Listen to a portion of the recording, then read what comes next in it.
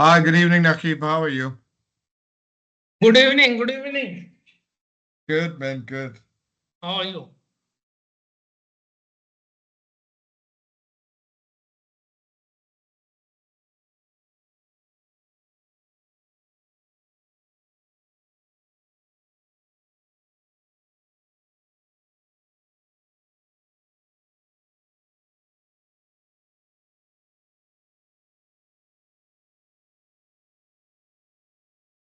Actually, in Saudi, we are having the same time of breaking the fast and your class starting.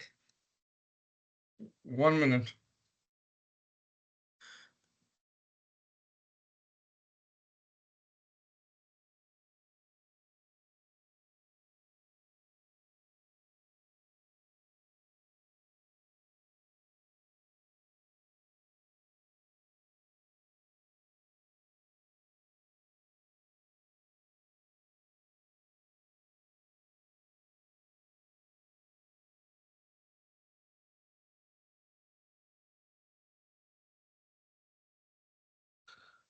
Ah, yes, Nakib. I couldn't hear you there. Say again. Yeah, I was telling that in Saudi, we are having the same time for breaking the fast and starting of your class, actually, 6:30. Yes, 6:30. That's correct. That's correct. So Yes. you are 1 hour behind. Am I right? Yeah. And our Ramadan breaking the fast is same time here, 6:30. Okay. Now it's fun. Yeah. Catch up on the recording session for the first part. We understand and we have no problem to excuse you from class for that part. And then you catch up on the first hour or so of the class. No Yeah, problem that's at what all. we are doing right now, actually. Mm, mm. That's fine. That's fine. It's fine. I understand.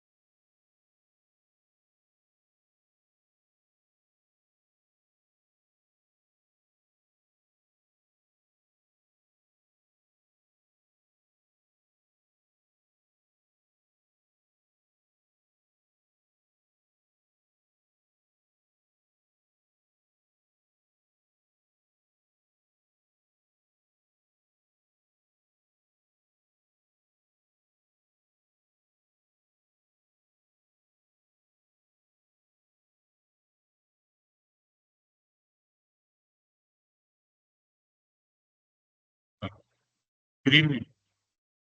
Hi, good evening. Who must be Michael? How are you? Hi, how are you doing, Michael? Good, thanks. All How are right, you? very well, thank you. Can't complain. Good, man. Good. How's things out there in Afghanistan? Afghanistan? Aren't you in Afghanistan? No, Japan. Oh, okay. Now, I'm sorry, I've got another one. The other class as well. It's in Afghanistan Uh, and the security business there. Okay, no, what, now, what other yes. what other class you doing? The doctorates or what? Course was running for this module. Okay.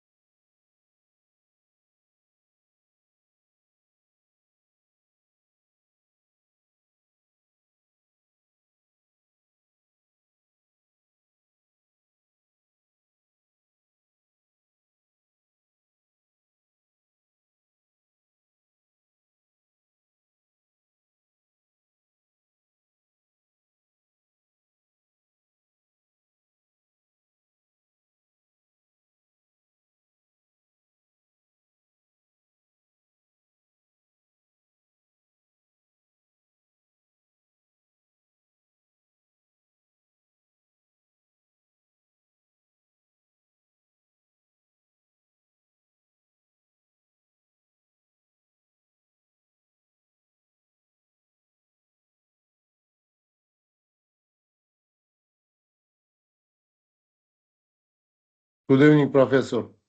Hi, good evening. Good evening. How are you? Fine, thank you. Excuse me.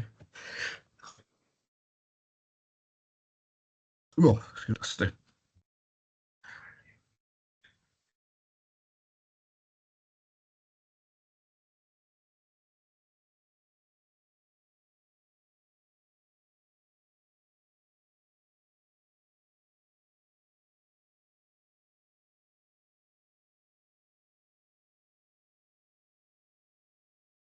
Good evening, Yaya. Everybody, Good welcome evening, to Professor. class. Thank you for joining me. Good evening, Ali. Good evening. Evening, Thank you Professor. very much. Good evening. Good evening. We'll get started shortly. Let's give everyone a chance to join in.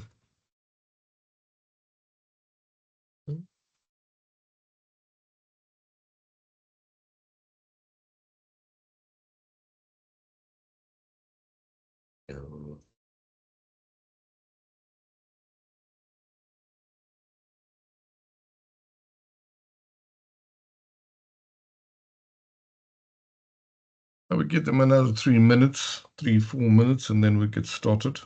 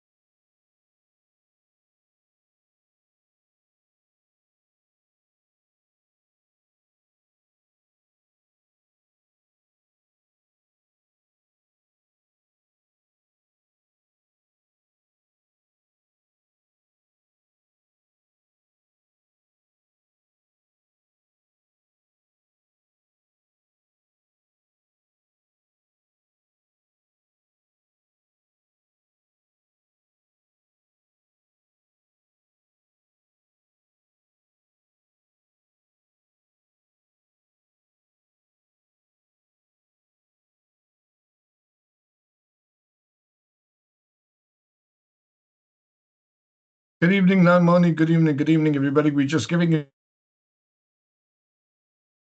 in and then we get started. Another 2 minutes and then we'll be ready to get started.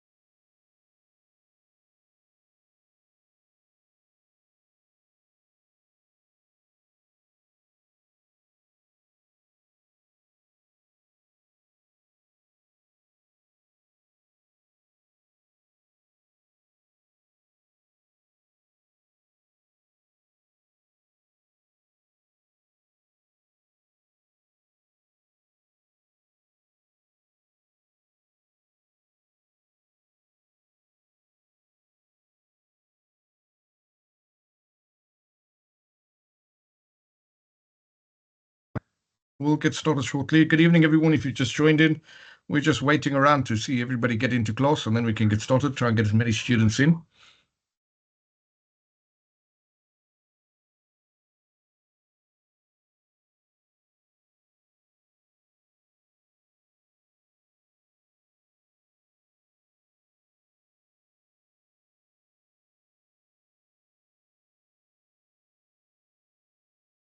And I don't think anyone else wants to come in that can join in as we're going along. Let's get cracking into here. So we stopped off over here and we are looking at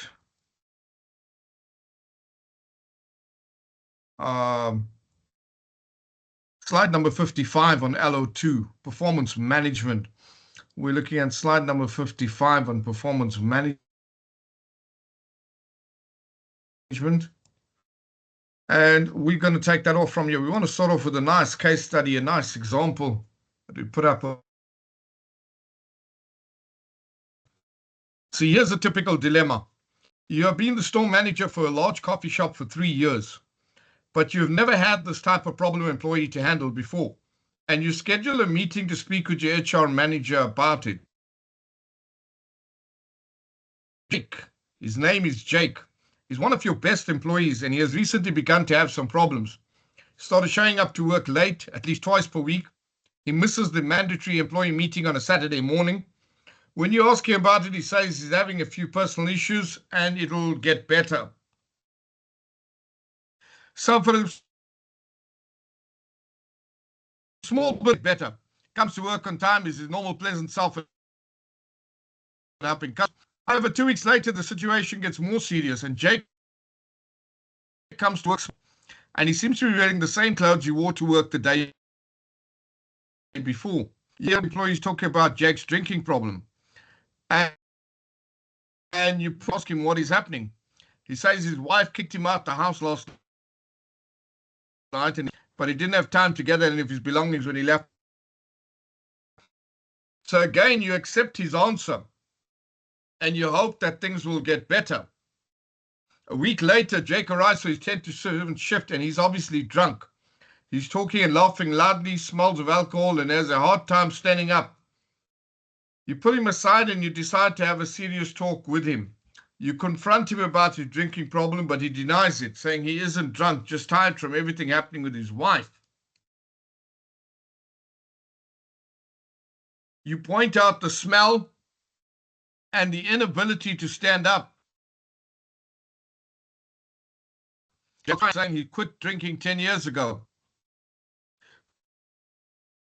Again, with his impending divorce, and he begs you to give him another chance and promises to stop drinking. You tell him you'll think about him, but in the meantime, you send him home for the shift.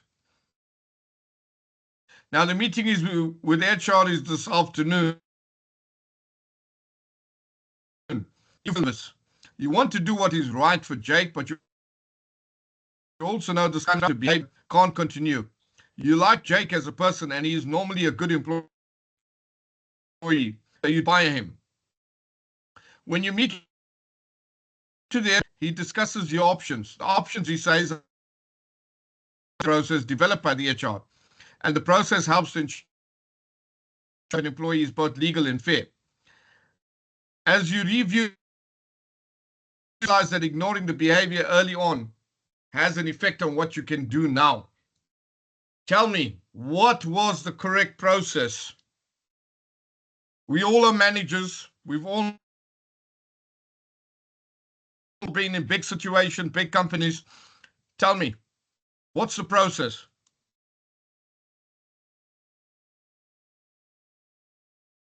And again, here I'm asking, who is at fault here? Now, what's the process here as a manager? What were the steps that have been taken as a manager? The manager failed over here outright. We're holding him accountable. Tell me why, and then what should have been the correct process? Why am I holding him accountable? What should have been the correct process here? Yeah, and how? How should he have addressed it? So here's the process. Verbal warning. I still feel first written warning. I feel first written warning, let that come up front. It's always good to protect yourself as a manager in any event. Is it you too? Okay. Hang on a second. Can I just log off and log back in?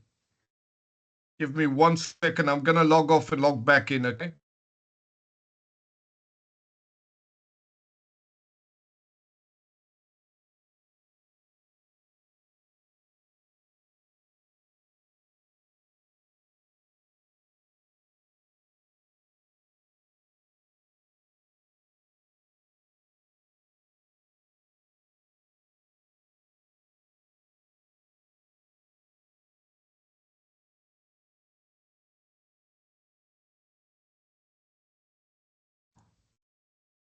Hi, can you hear me now? Is that a lot better? Yeah. Okay. Fantastic. All right. Let's hope. Okay. Sorry about that. No, Naimani, you need very, very strict management procedures here.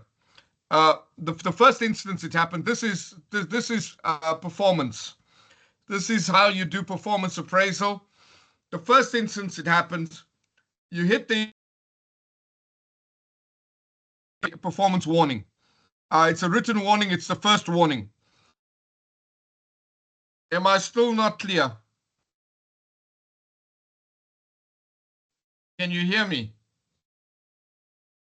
Testing one. Yes, yes, we can hear you.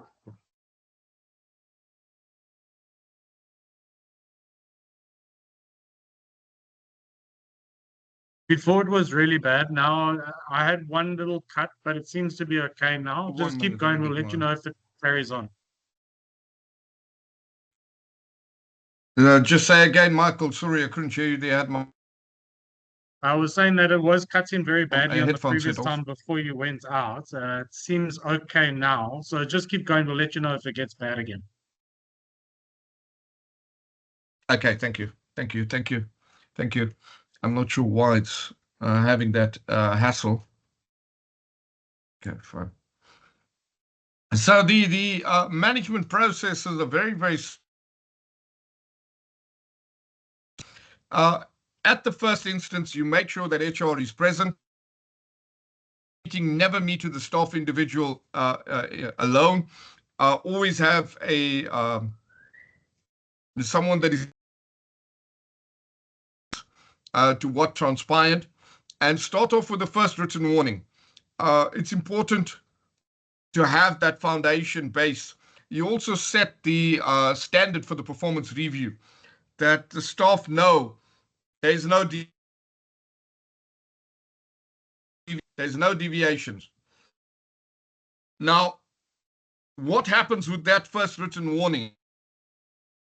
You don't only issue the first written warning. The next step is that you have a review. You have a review set. Yeah. You say maybe we meet again in 1 month. That's how a first warning performance review works. You fail written warning, you come back in 1 month and we review. Then we'll take a decision. So these processes over here would kick into place. Now what happens is when you go through to the process of the employee now appearing at work, alcohol, having all these challenges.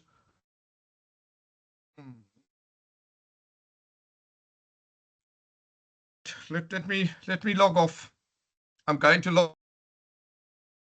Maybe Give me a second. try and disconnect your Wi-Fi from your side and reconnect it, because it's like freezing, like robotic, and then it comes back after a second or two.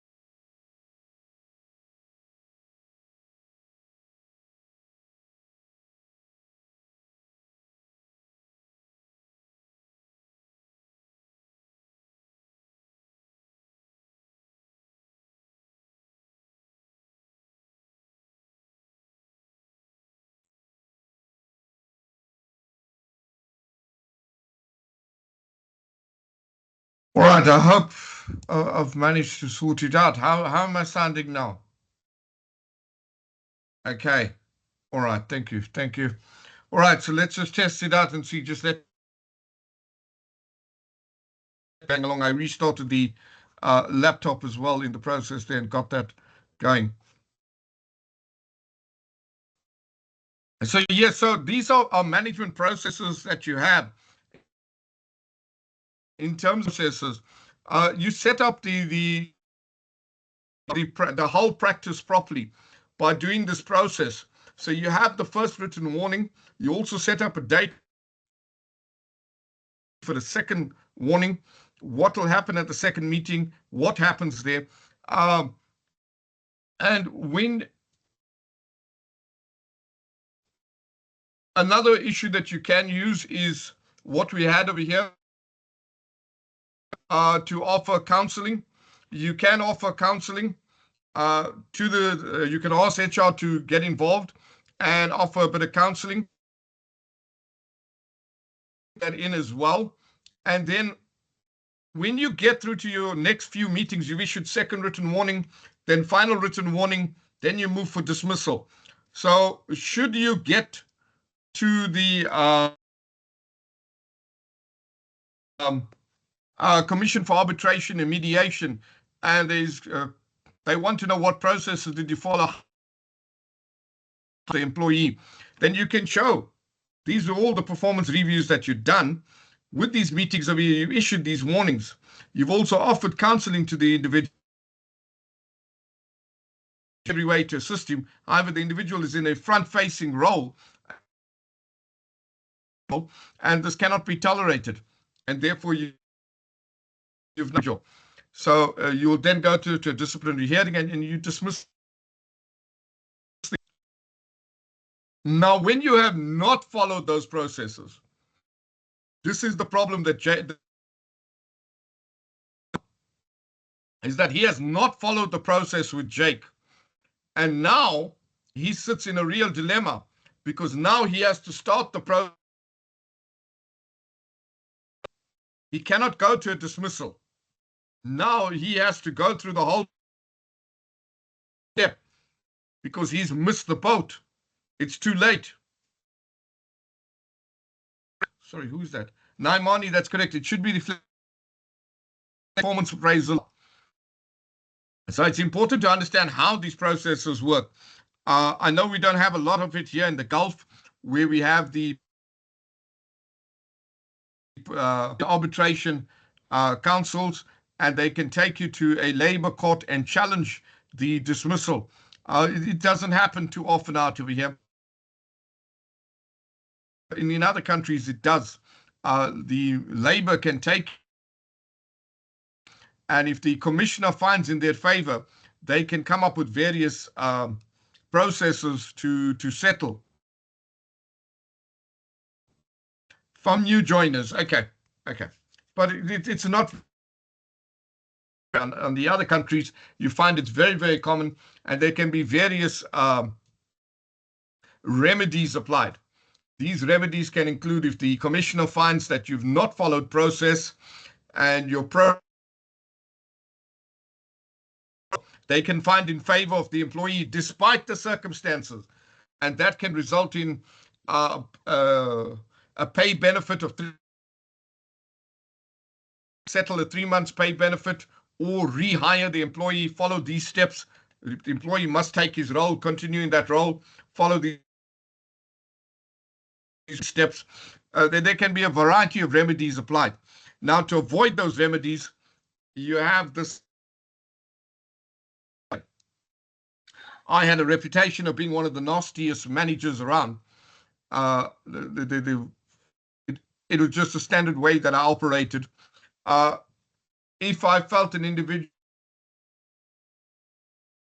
was not, if there was a lack of performance from the individual, I could not see a possibility. I would set the individual up out of situations where he was bound to fail.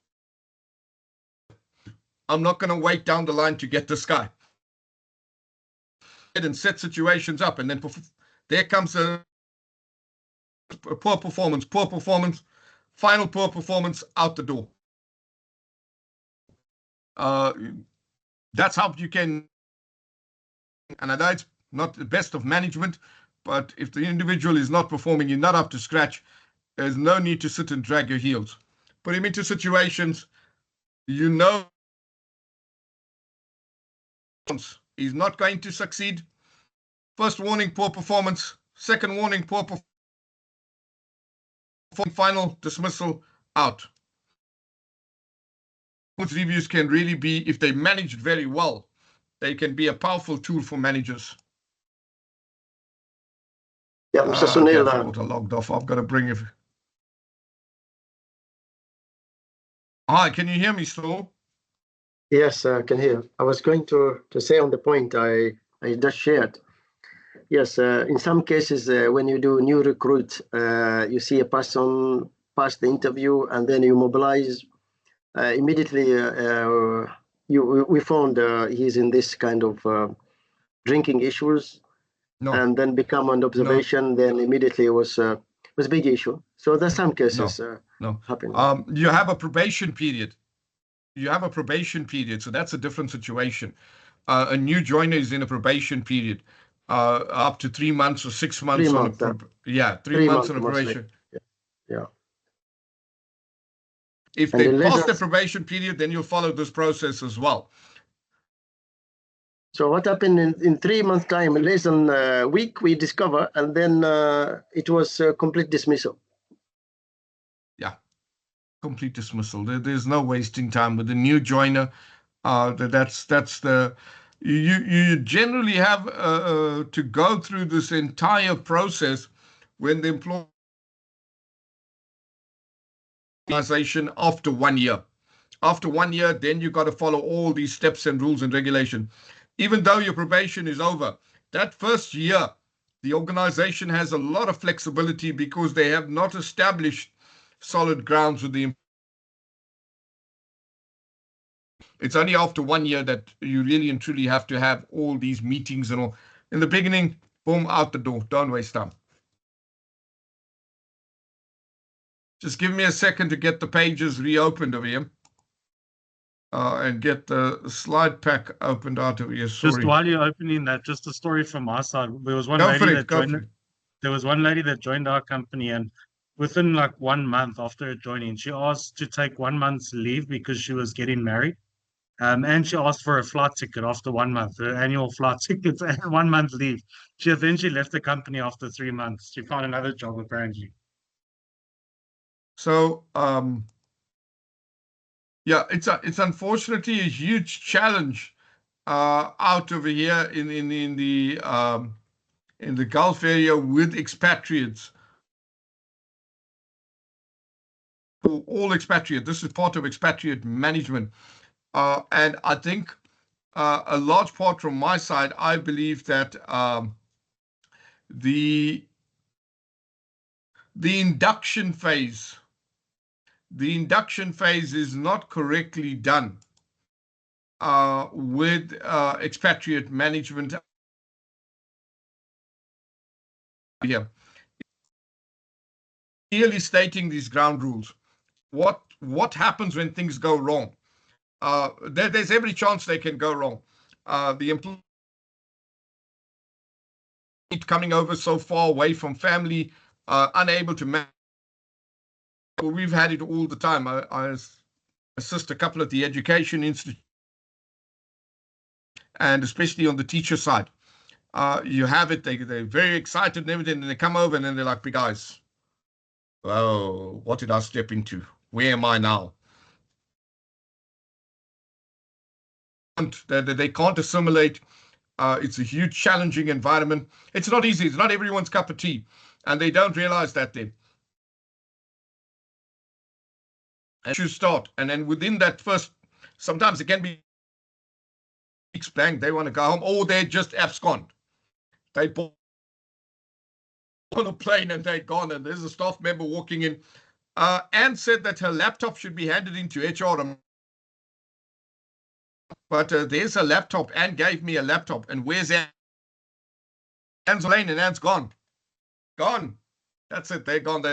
You get the one. They're not even going to wait to discuss and ask you to buy a ticket and all that. They just bug it off and gone back. Yes, it's a big challenge. Expatriate management, very, very challenging. Very challenging. And you have these ridiculous demands. You also have the humanity. The individual arrives here and is expecting, and she expects the policy and the organization to support her maternity leave. Basically, within 3 months, she's going to be due, or 6 months, she's going to be due. Within that short,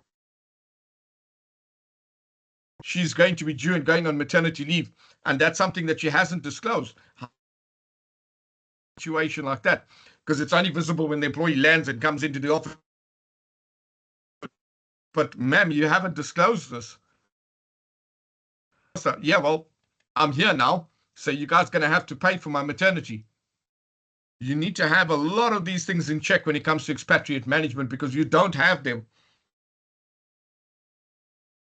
front of you. And then they don't realize the situations that happen over here. Very challenging, very, very challenging. I agree 100%. It's not an easy situation. Give me a second here. All right.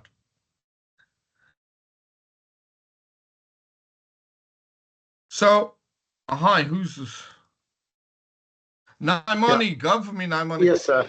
No, it's a very interesting subject where we all face in our career and managing people. There are some HR issues which are positive side, I call them. Okay. It's not only drinking or the drugs. Like those examples you shared, we have seen number of examples. For example, you hire an expert and still for him or her still have the family abroad.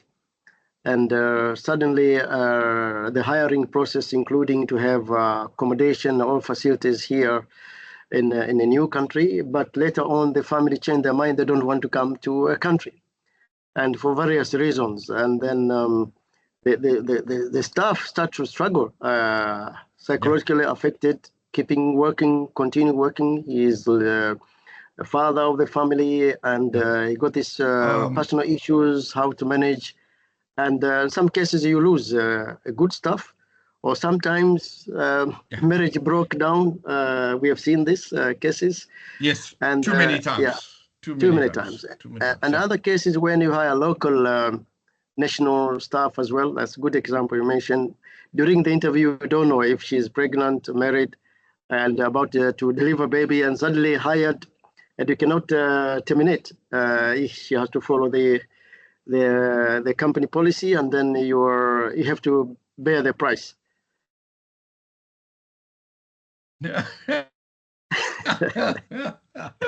Oh, it's I'm not biasing you with the gender, but it's reality. Very challenging. Being an HR manager in charge of expatriates is a completely different ball game. It's not the same playing field. It's extremely challenging. It's extremely challenging. There are so many issues that happen. You look at the criminal records, and we've had it over here. Hired a person to come in as a top leadership role at a vice principal role kind of thing and everything, and somehow managed to show that they had no criminal record. Clean. I'm good. I'm fine. Unfortunately for that person, there happened to be another person within that organization that recognized them and said, hang on a second. This guy had an alcohol problem and he was charged. And I had a drunken driving charge. And he's got various other criminal links to alcohol. Now, how do you handle that situation? Because your investigation, so to say, or your processes did not reveal anything. However, you have a staff member that's coming forward now to say, I know this guy. I know him from back home. And here's the results. This is what he was involved in, and he's from all that there pitched up over here like he's some angel, but there's a whole history behind his background. Now, how do you integrate that information into place when the individual says, I want to remain anonymous? Ooh. Expatriate management is extremely challenging, where we have really, really tough cases out here. We can write a whole casebook on it. We know the situations out here. All right, let's get into appraisal methods. So there are three appraisal methods that we have: KPIs, designing KPIs. And the first is called a trait method. The first one over here is called a trait method. That looks at an employee's specific traits. I am frozen. Yeah, I'm frozen. Okay, hi, I'm back. I think I got frozen. All right, I'm not sure what's the gremlin in here. The next one is the behavioral method. And then we have compare now, we have results methods.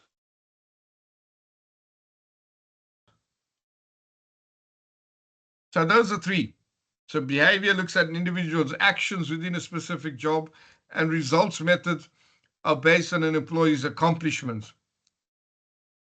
Generally, you find organizations combine these two, a behavioral method and a results method within the KPI, within the key performance index. And to rate this here, a scale, and generally the performance scale can be in 1 to 5. And they can use various yes or no ratings as well. And there are various rating scales that come out in developing the KPI. Popular one is the graphic rating scale, which is used with other appraisal methods. But each organization, I don't want to go too depth into it because each organization develops a custom-made key performance index run. And they use this specifically. What's important to understand is the approach. And as I say, you have two that are very common. A combination of the two are included in there, which is the behavioral method and the results method. Those are the two that are commonly used to rate an individual. Now, there is another approach,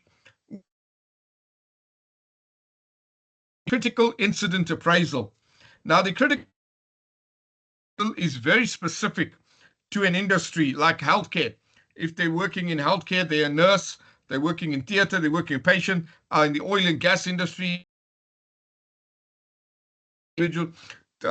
chemical factories, large production plant. These appraisal, while more time consuming, they can be effective at providing specific examples of behavior. So critical incident appraisal, the manager records examples of the employee's effective and ineffective behavior during the period between evaluation. So the comment over here is that it is negative. Well, yes. The problem with this critical incident appraisal is that it tends to lean on the negatives, but that's the idea. The idea is to see where you've not been able to manage a critical incident. It's your behavior in that, and especially when it's required that you approach these kind of critical incidents in a certain manner. When you deviate, of course, that has to be recorded that you did not approach the incident in a correct manner, because it has very. So in these situations, there is no left and right. You can't go a little bit to the you have to follow the rules. As he's saying, pilots, all these kind of critical roles, and you have critical incident appraisal, and they have to tackle these situations individually. So yes, I know there's a lot of that says that these are very negative reviews, but they are dependent on that situation. They created for those type of individuals that have these challenging environments. Then the other approaches in here, a work standard approach, a ranking methods, all that they come into it. Give me a second. Let me just open up these slide packs again.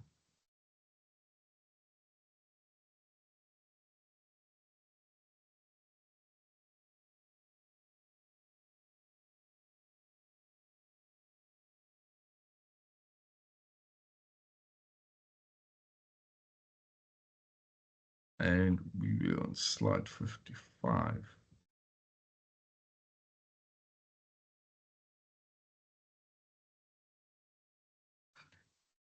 And so we can look at it from here.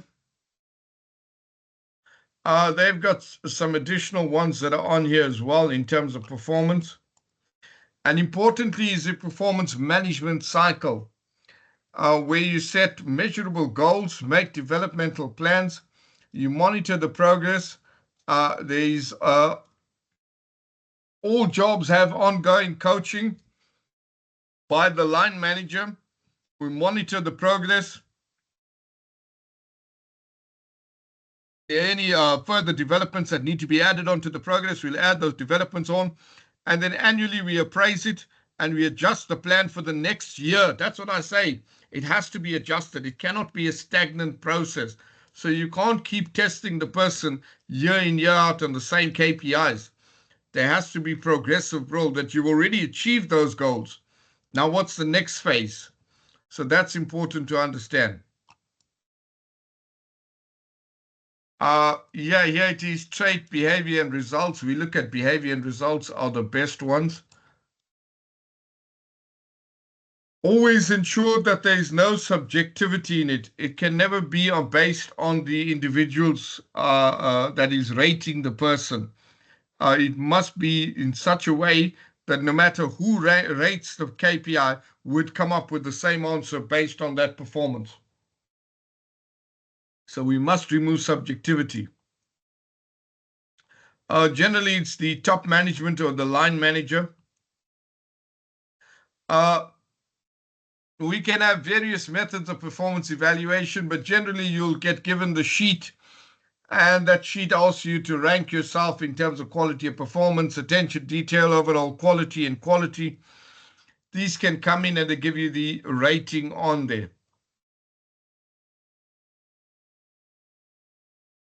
It's important that you have a feedback on the results. It's called the performance appraisal interview. It's your annual performance appraisal interview. And that the feedbacks give both the positive and the negatives behind it. And you set and develop the plan for the next year. Setting of clear goals. All right, we had compensation management, number 64 here.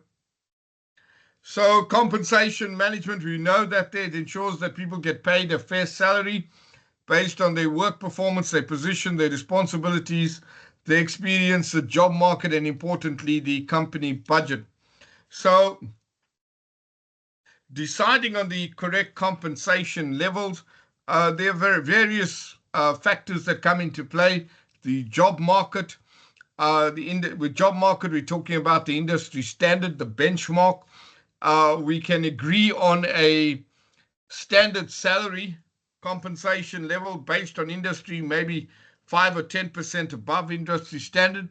And then to attract, we can then add various benefits. A variety of compensation benefits can be included, which can be education, housing, medical insurance, if they're expatriate, flight allowance. All these kind of things can come into place. Pension benefits, shareholding, they can get organization, depending on the type of shares, type of remuneration. So a variety of packages can be designed and developed depending on the type of individual that you want to attract. You would then design and create a compensatory package. And that should bring us to the end. Compensation package is an important part of the overall strategic HRM plan, and much of the company budget is for employee compensation. It can also be used to motivate employees to work at their peak performance and improve morale. We need to look at industry standards. As we say, 5% or 10% above that there. You also have the individuals that work on commission, and they get a standard base salary, plus they pay their commission rate based on how many sales they're able to accomplish. Very challenging environment to be in. So that is also linked to a performance appraisal. If they're unable to hit certain targets, then they cannot continue in their job. There's another organization that I know ran it even different. They had a minimum number, so you had to sell 4. When you sold 4 or 5 insurance policies, then only where you paid your base rate. When you sold 10, then you got your base rate plus commission on 10. So if you got 3 or you got 4, you got no salary for that month, blank. Very challenging environment. So you had to get a minimum of 5 to get paid. Otherwise, you work for free for the month. And that's a phenomenally tough industry to be in. So you can have no fixed structure behind that there. And then they're not very supportive at all in that there. So some of the benefits include retirement benefits, health insurance, can be paid time off, share and stock options, education, gym memberships, relocation if they're expatriate. You can benefits if you have a big one, like free food. I worked at Unilever, and they used to have Unilever as well as the Hospitality Group. They used to run their own kitchens, and you could come in at lunchtime and at the canteen and have a full meal.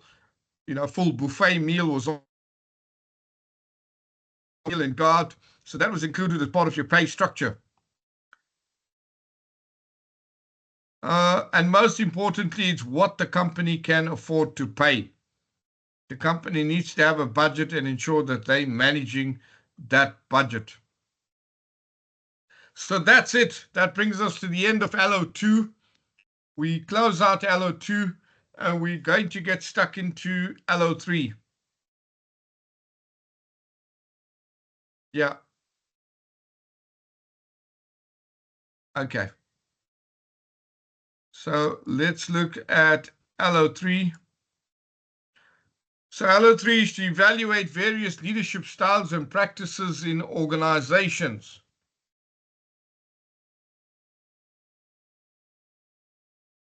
And here we want to identify what is my leadership style. So let's get started with leadership.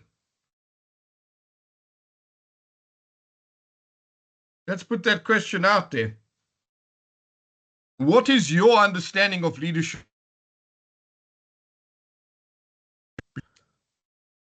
What is your understanding of leadership? What is leadership's role? What is your understanding of a leader? How would you describe a leadership role? How would you describe a person in a leadership position? What do you think? What's your opinion on leadership?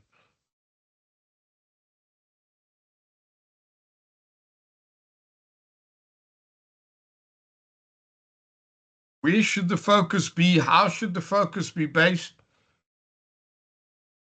Are they only managing? Should the leader only be in charge of the organization and looking forward and drive and direct the organization? Or should the, yes, Ali, go for me. I mean, I can describe a leadership as I mean, I will make it in the one word that can describe it as a maestro, actually. Please explain that a little bit more so everyone understands that. Please explain it. Brilliant. All right. So the maestro, actually, he's how can I want to give me a moment to try to pick the right words. So the maestro is actually he's the lead that of the all the people who's playing all the instrument. So it gives you the tune, the beautiful song at the end. But I mean, at the same time, the leader, he has the responsibility. But each guy in that team has his own responsibility and he understands his task. So there is individual responsibility and there is a group responsibility. So the leader will actually they will give him the motivation and they will give them the vision and they will lead them so they can be they can flow and do the task as smooth as they can so they can support each other. So it will be like one tune at the end. Yeah, now that's important, is that should someone not play in tune, it will sound off tune. We won't get the one tune. It's important that everybody as a cohesive unit plays together such that we have that beautiful music. But the minute that something goes off and they're not following the orchestra rules, you find that the piece is no longer beautiful. It doesn't sound nice. So it's a brilliant example, absolutely brilliant example, Ali. A maestro. Thank you. Thank you.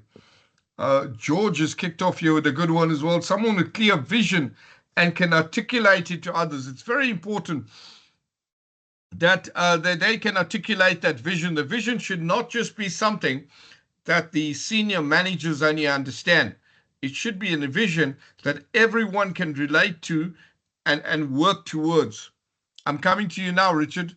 Fahd has got leader leads the way, thinker, having broader perspective, good planner, good executor, till final completion of any task, and having the ability to manage resources well. That's a big part as well. Manage resources as well. Richard, fire for me. Go. Thank you, Professor. Well, in my opinion, and individuals or us that we play a leadership positions in our organizations, we are the ones who need to set the vision and direction of the company, as well as motivating and inspiring all the team members.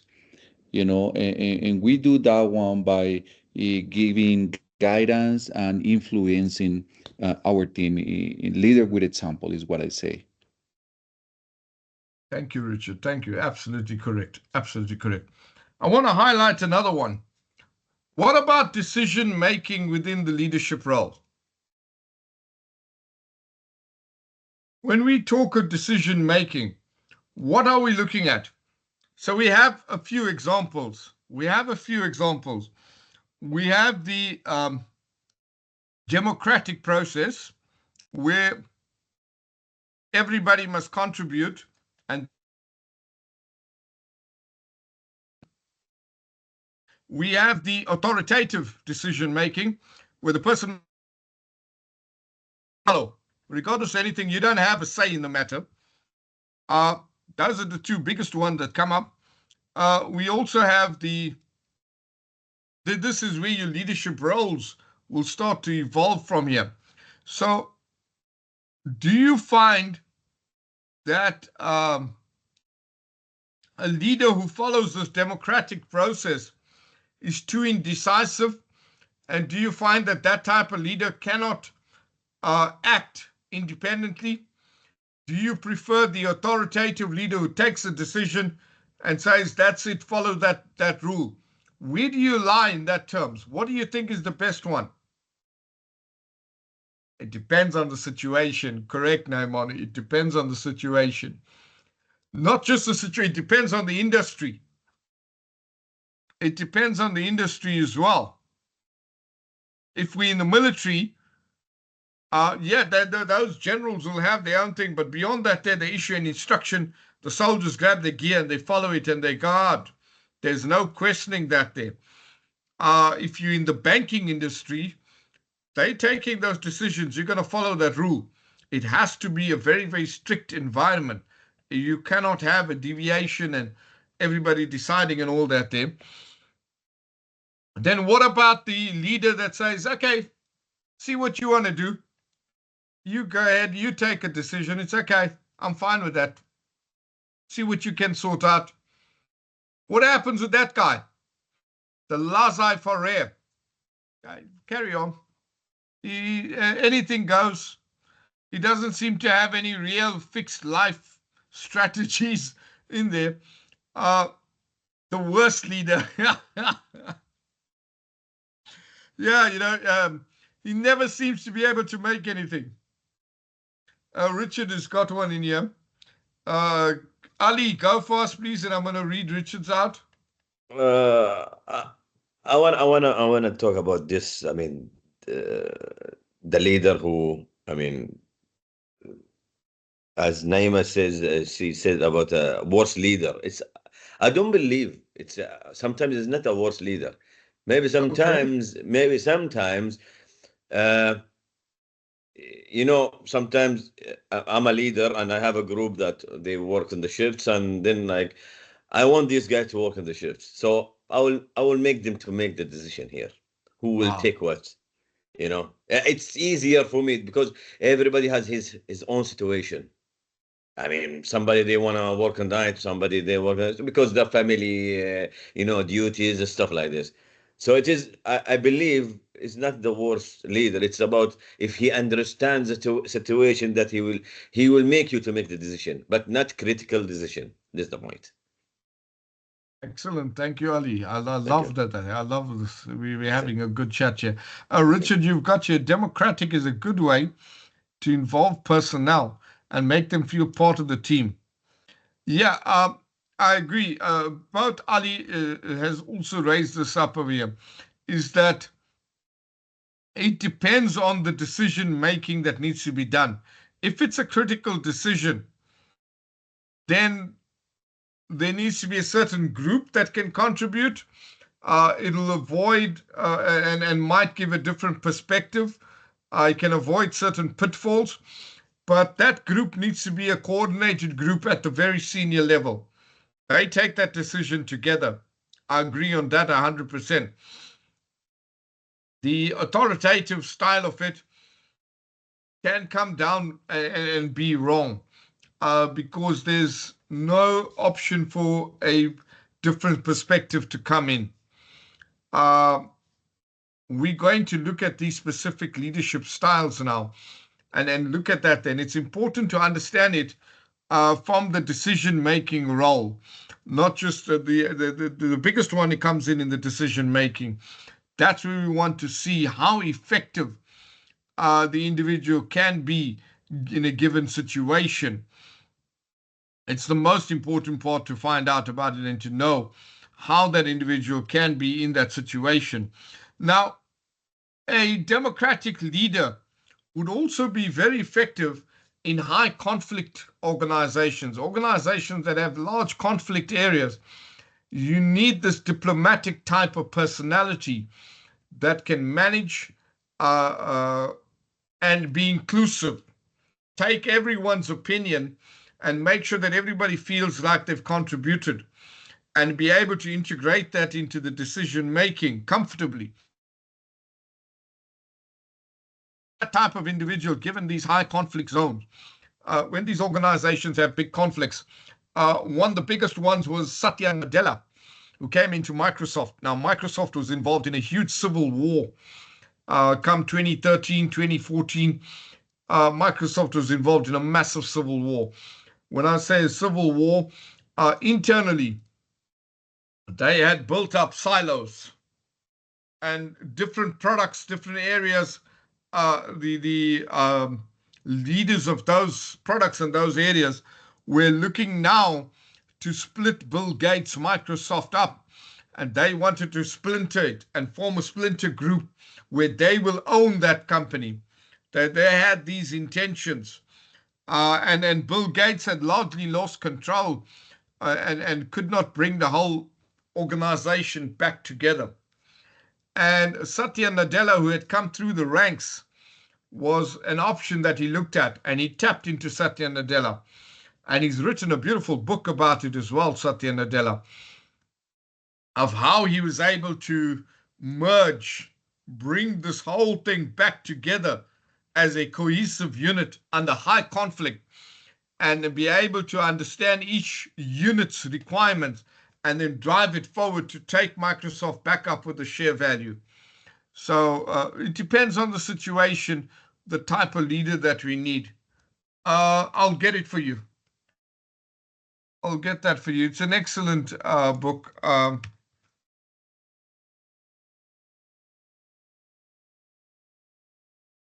This is Satya Nadella. I've got an interview with him. We're going to read through that. Hit refresh. There's it here, Naimani. It's called Hit Refresh: The Quest to Rediscover Microsoft. We're gonna look at an interview with him. It's one of my case studies, and we'll look at him speak about his book and listen to him.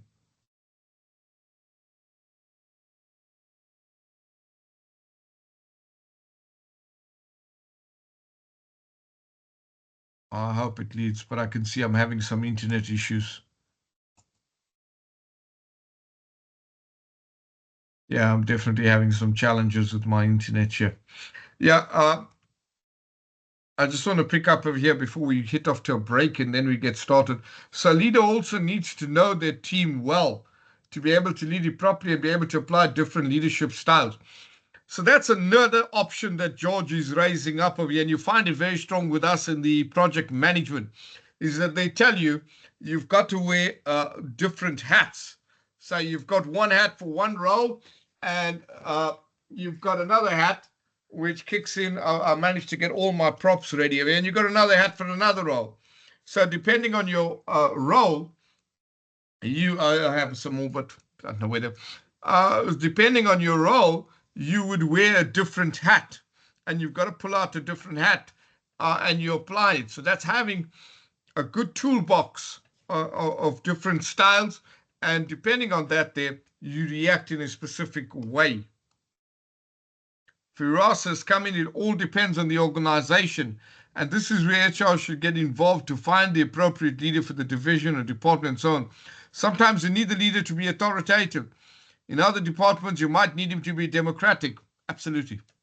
Absolutely, absolutely. So at the end of the day, there isn't a one size fits all. That's what we've established here. What our discussion has brought about is that there isn't a one size fits all.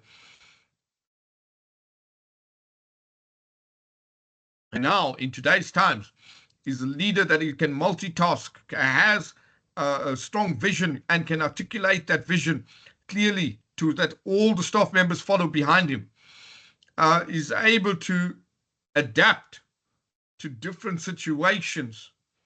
These are all top characteristics that we now chat over here that we've come up.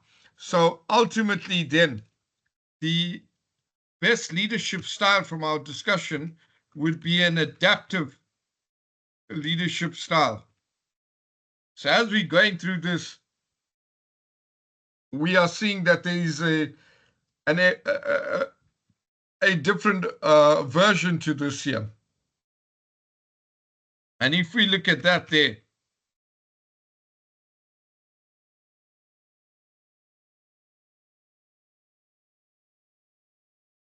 this is an adaptive leadership style.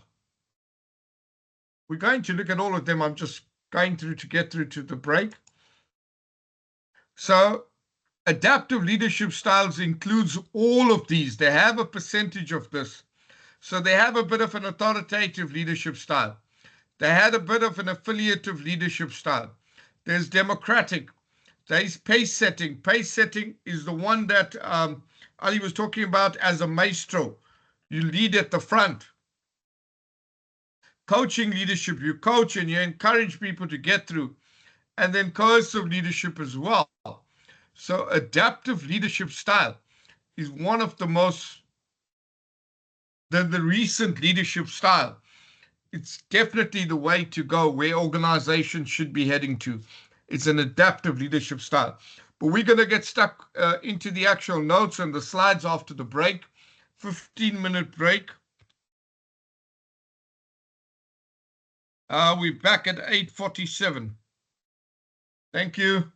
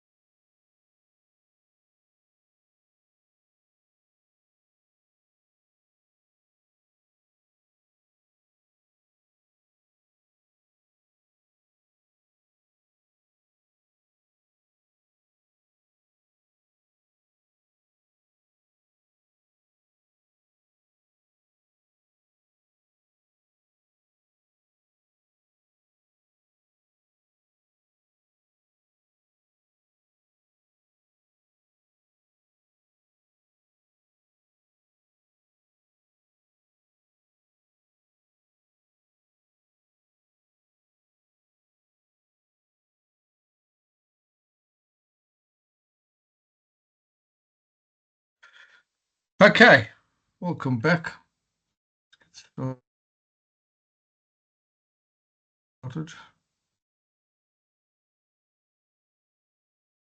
So leadership in its simplest form is influencing other people to follow.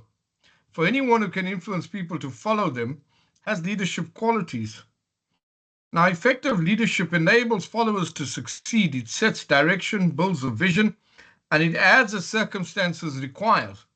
Leadership is about mapping out where you need to go to win as a team or an organization. It's dynamic, exciting, and inspiring. So the first step over here is to understand what is strategic work. Well, strategic work, as its name suggests, is planning. That is planning at the top level of the organization, how they're going to achieve their objectives and the goals and get to the vision. How they're going to achieve the vision. They're going to develop steps and plans to achieve that vision. And that is called strategic planning. So it involves setting the direction for a business. It engages with drafting a master plan that's designed by the management firm to achieve its missions and goals. And as I said, it involves top management, like your senior managers, VPs, executives. They all formulate it. Now, below that, you have tactical work. So you have the strategies set up, and then tactical work is the tactics that the operational division will achieve the strategies. So you take the strategies and you break it down into tactics, and that's the tactical work is how the organization will go about to achieve the strategies. And the strategies then work to achieve the vision. Two differences between tactical and strategic work. Strategic work is long-term planning, generally 5. Tactical management is smaller steps, shorter time frame. They can work 3 months, 6 months, 1 year, 2 year, smaller one. Sense of how to attain the strategies that are planned. Importantly, tactical plans are also structured and they're designed by middle and lower management. They comprise situational planning procedures and methods to support a defined mission. A good tactic will aid the strategy and it has a very lucid purpose. Tactics have a start-end date and everybody's accountable for them. Let's look at these two. So this is where we come to, is that the argument over here is that a leader is involved at the strategic level and the manager is involved at the tactical level. These are the clear distinctions between the two. Let's look at an example of this and get a better understanding of this. Let me set it up.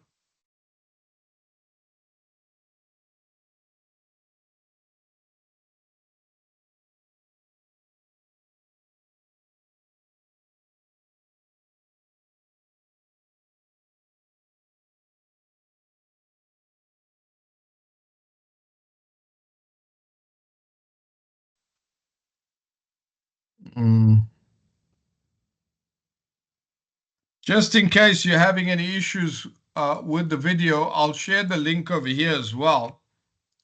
And you can also watch it there. So just in case there are any issues on the quality here.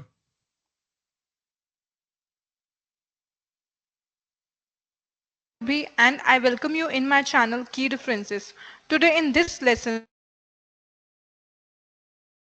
the difference between manager and leader.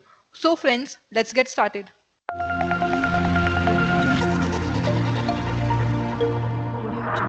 Manager. A manager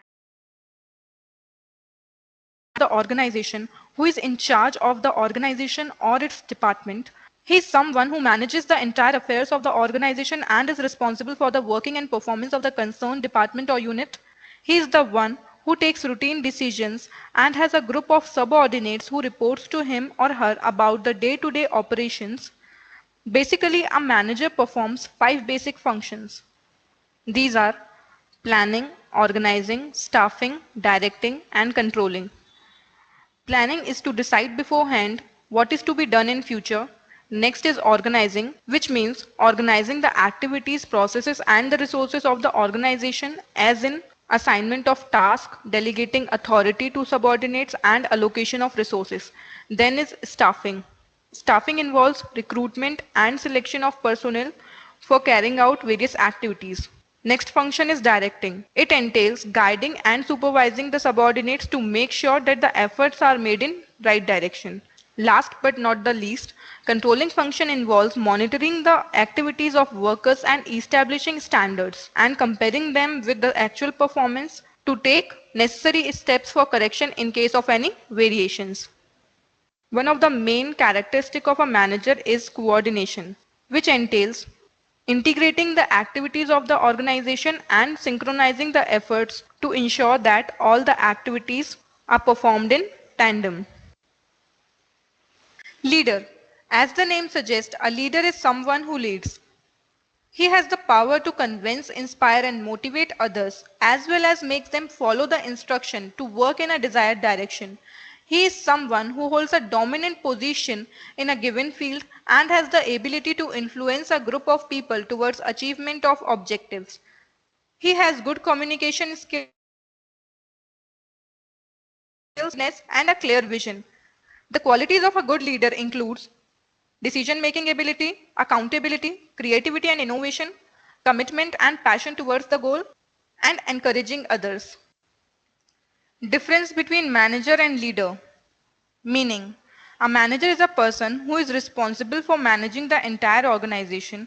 On the other hand, a leader is someone who influences the subordinates towards attainment of desired objective.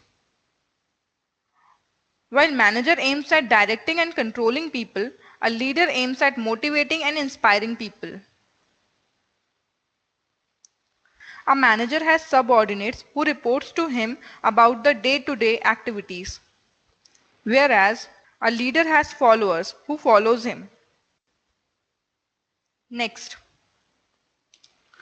the primary skill of a manager is quick decision making with respect to various matters of the organization and coordinating the activity. On the other hand, sightedness. When it comes to approach, a manager plans the activities of the organization, whereas a leader sets direction. If we talk about leadership style, the manager follows transactional leadership style, rewards and punishments for motivating the subordinates. On the other hand, a leader follows transformational leadership style in which the leader employs his charisma to inspire his followers in achieving the goal. While a manager strives for efficiency as he believes in doing the things in right manner, a leader strives for effectiveness,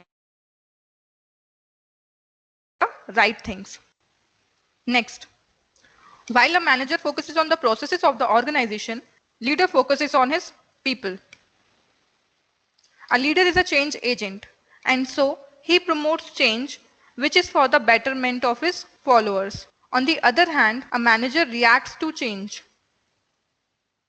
A manager tries to avoid conflict as he believes that it is going to hamper the growth and performance of the organization. As against, a leader uses conflict as an asset to provoke people in doing better than others. Lastly, when it comes to perspective, a manager has a short-range perspective, whereas a leader has a long-range perspective. Well friends, this brings me to the end of this lesson. I hope you find the lesson very useful.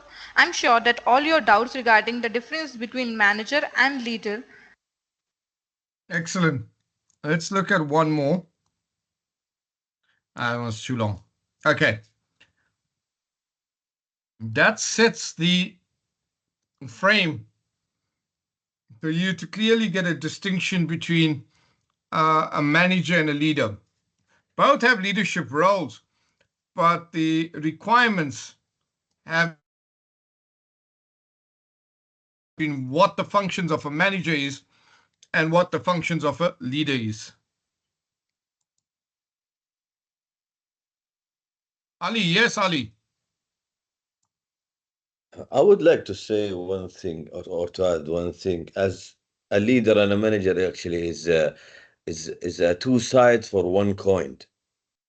Yeah. Did you hear me? Yeah, that's a nice way to put it. Thank you, Ali. Yeah, definitely. Yeah, it is. Two But sides to one coin. it depends on the responsibility and how is the thinking or how, because the leader he will take people over process, but at the end he won the task finish, but the manager he won the result, so That's the end goal. That's the most important thing, the end goal. Yes. This is as a small example. Absolutely, I agree 100%, Ali. Thank you. Thank you.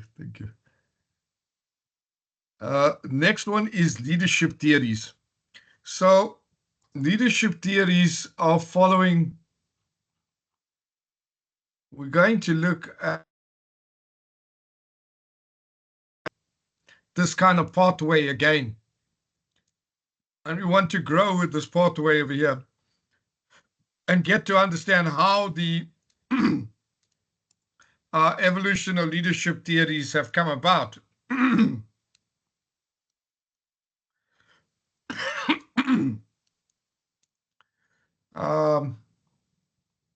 Okay. So we're going to roll through the process here. We're going to start from the beginning here and then climb up through here to understand each of these theories. So let's look at the first one, is the great man theory. Great man theory. Great man theory believed you were born to be a leader. And based on that, only those people that were born to be a genetic characteristics could be a leader. No one else could be a leader. So you're either born a great man or you were not born a great man. That was the fundamental thinking, and it lasted for a long time. Then we kicked into the behavior theory. Behavior theory, yes, absolutely far. That's what we showed. Just different roles and functions. Both are leaders. Manager is a leader and a leader is a leader as well. It's just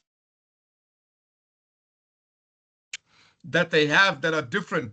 And based on those different functions and roles, the leadership style will vary because they have specific requirements. That's what the article was trying to explain there.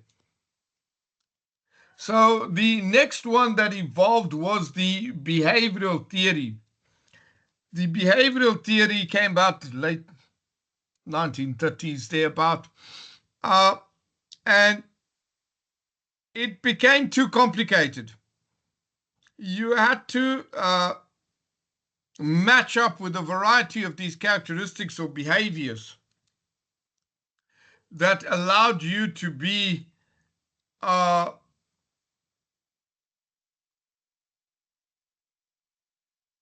okay, let's take the second one. Sorry, I missed this one.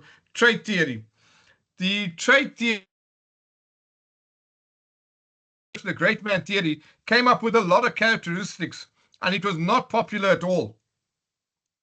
The trait theory meant that you had to match this entire hybrid grid of characteristics. You had to have physiological traits such as height, weight, structure. You had to have a good socioeconomic standing. You had to have strong personality tests. You had to be intellectually advanced. You had to have good task management as well as social characteristics. So it was very, very discriminatory. The trait theory was found to be very discriminatory. If you were not a tall person, you were a short person, you can't be a leader.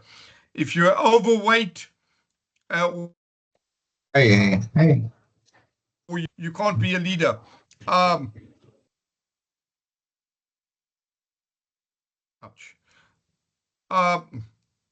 variety of these traits. If you did not follow a specific religion, and you were not on a fundamental basis of the specific religion, you were not suited to be a leader. Very, very specific characteristics under the trait theory of leadership. Came into the 1950s, which kicked into the behavioral theory.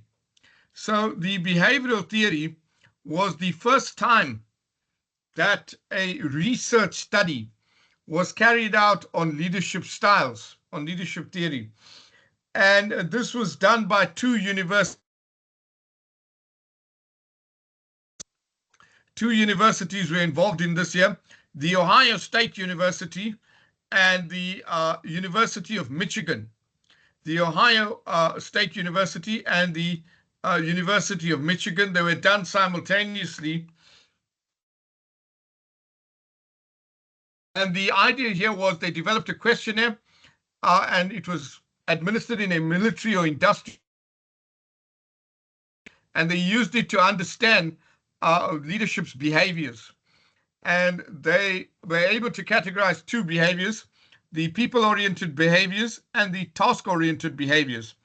So this is where leaders are supportive and friendly towards a subordinate, or they focused on achieving the goals and structure accordingly. And then the Michigan, they also came up with two.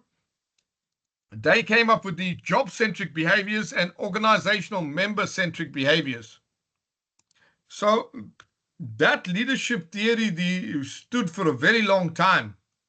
The behavioral theory, leading with the Ohio State studies,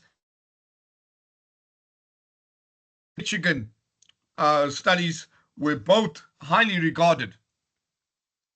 Now we've got a few to get through here. I'm going to take you through on this one. This is absolutely phenomenal, and we're going to have a discussion on this one. Very, very good. This is an excellent TED Talk. Should I switch to Monday CRM? Updating this field is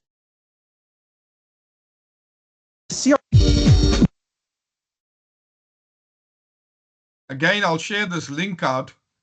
Please listen to this guy talk, and then we'll chat a little bit. He's really damn good.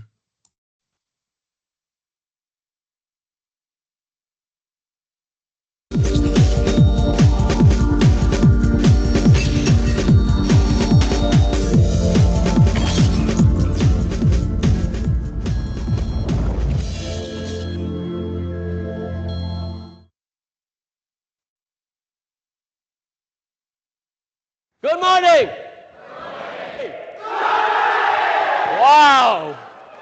Let's give everyone a big round of applause.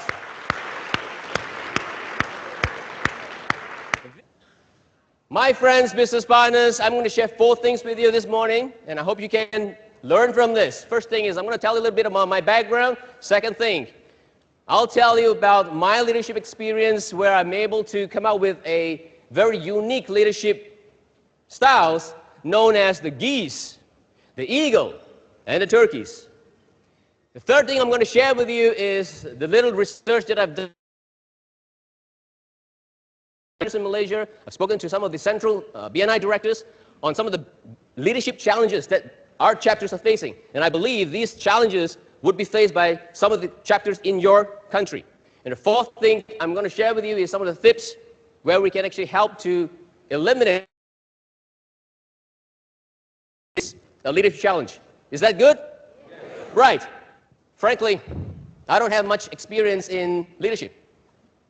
Only about 20 years.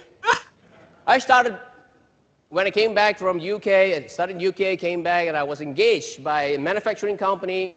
And my first role is to start a costing department in this growing manufacturing company. And from there I went on, I started my own business. Within less than 1 year, I made more than 1 million ringgit.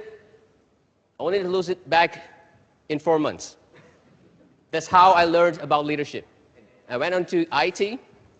I was headhunted twice, one as a principal consultant. The second time I was headhunted to be a managing director of a subsidiary from Singapore.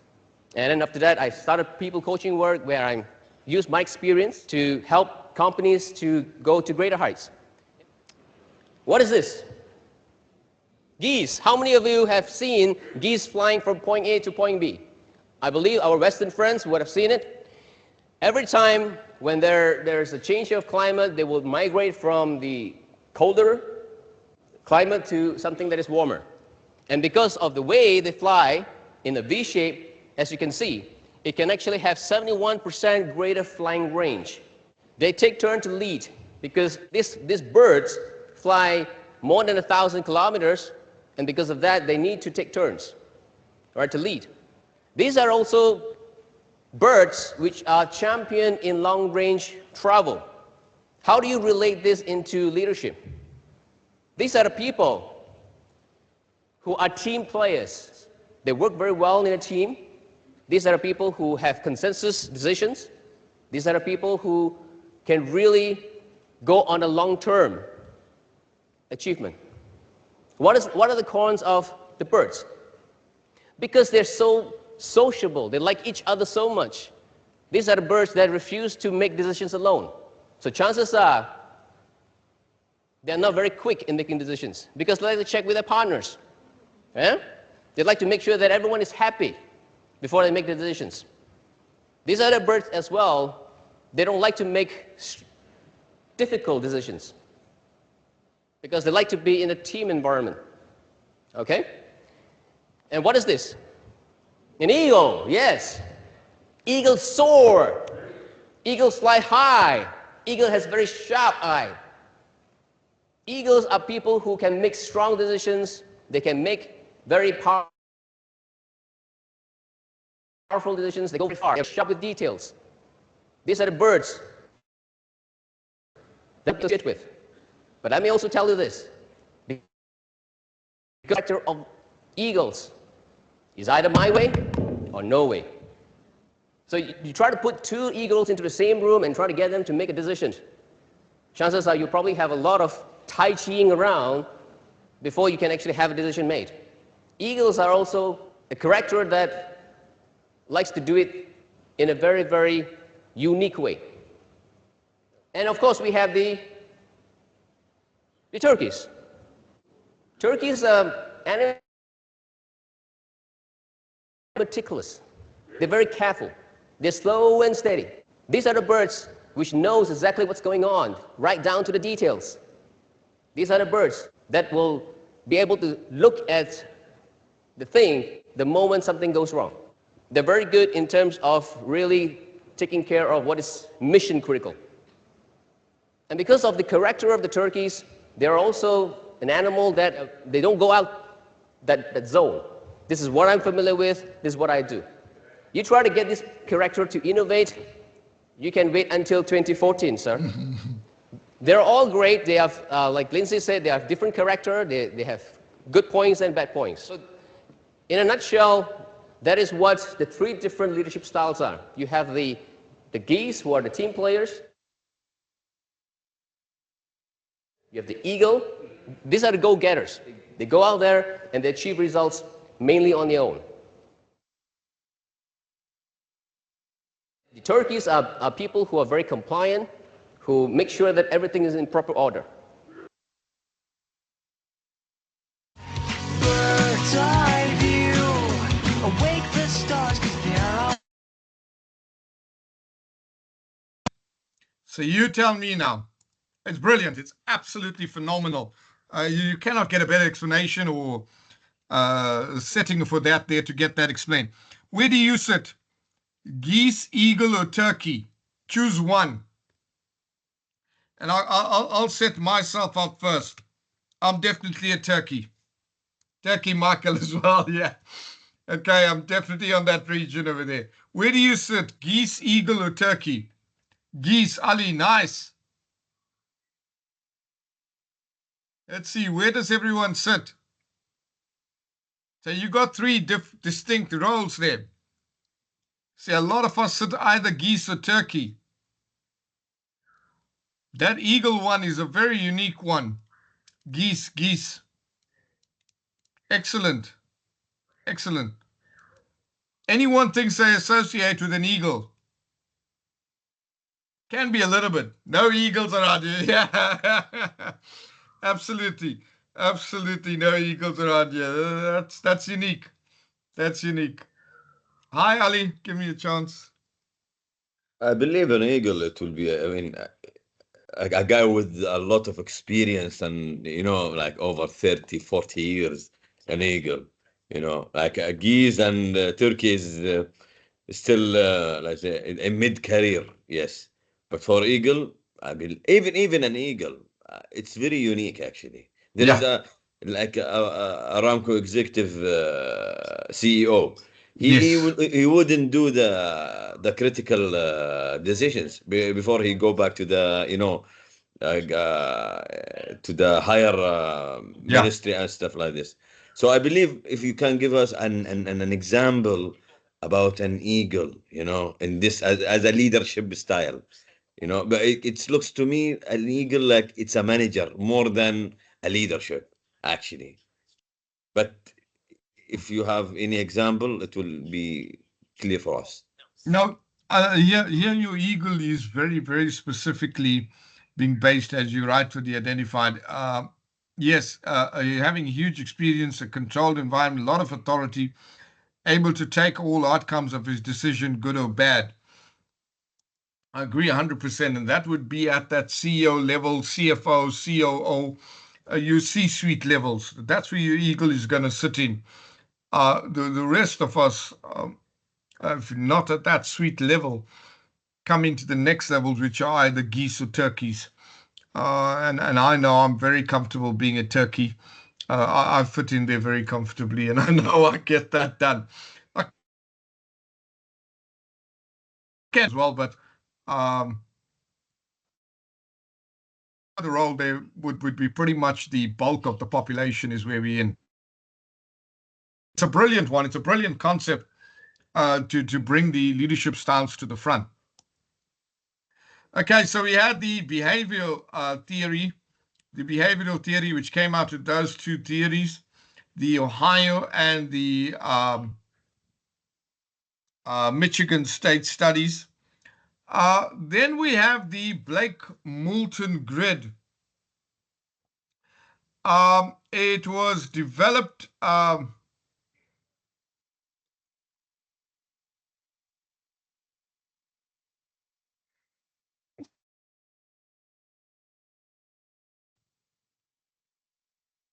so I'm just trying to get my memory correct over here.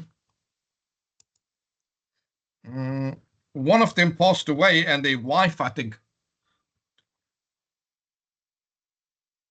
then continued the work on it.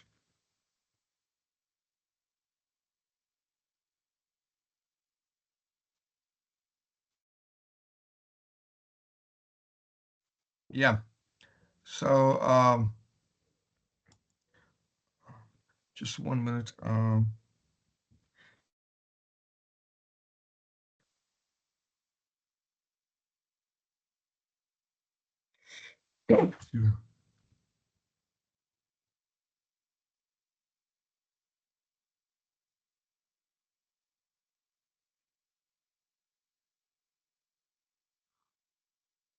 Yeah.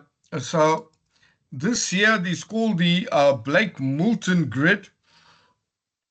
The Blake-Moulton grid came about in the 1960s. It was developed by two theorists, Robert Blake and Jane Moulton. And after she passed away, Jane Moulton, there were further developments that came on the model under Robert Blake, who advanced it. It was initially based on these four concepts, and then the middle of the road management was later added on. So they developed what was called the Blake-Moulton grid. And over here, you have different styles of leadership. So your impoverished manager, which is low results, low people, mostly ineffective. They have a low regard for creating systems that get the job done, and they have a little satisfying or motivating team. And then the produce or perish manager. This is that's your thought. They have a high results, but a low concern for people. So that's your authoritative leadership that comes in. And the team's needs are always secondary to its productivity. This type of manager is autocratic. They have strict work rule policies and procedures, and they can view punishment as an effective way of motivating team leaders. So they lean very strong, which you're also going to look at is theory X and theory Y. So they lean very strongly to the theory X, but we're going to get into that a little bit later. And then we have, we'll come to that one. Then we have the country club manager. The country club manager over here, which has a high concern for people and a low concern for results. So they place people above the job requirements. So they are too concerned about the team members' needs and feelings. And they assume that as long as their people are happy and secure, they'll work hard. And the result is a work environment that is very relaxed and fun, but productivity can suffer because there is a lack of direction and control. Now, not always. This has been proven to have a different effect. If you look at Google, the Google workplace environment, they have table tennis, they have those machines, they have these pods where they can go and sleep. It's a psychedelic environment, and they really cater to professional chefs that come in and cook phenomenal meals in there. And so, yet they produce results because they believe that specific environment is conducive to them being innovative. So the country club can work and can't work. It depends where it's set up. And then we look at the fourth one, which is out of here, which is the ideal one. We have a balance between a high concern for people and a high concern for results.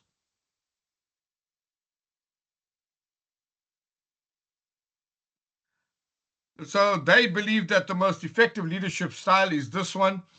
It reflects as a leader who is passionate about their work and who does the best they can for the people they work with. And then we have the one in the middle, which is middle of the road management. So here they kind of try and take, as we say, the middle of the road. They want to keep the status quo.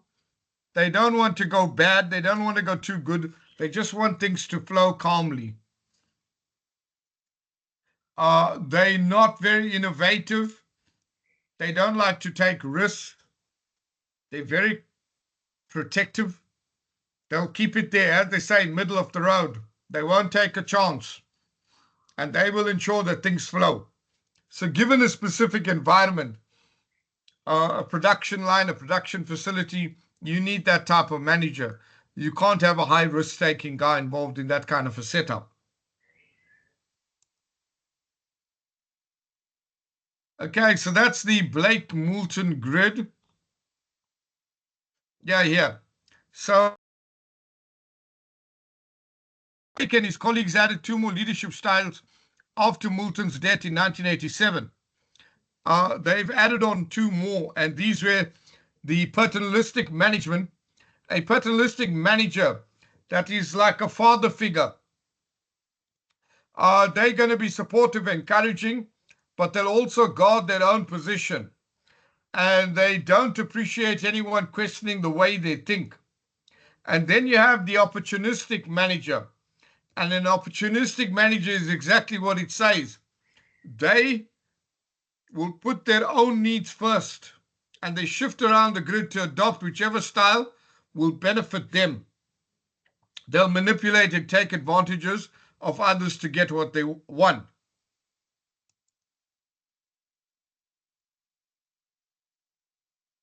Let's go with one here quick.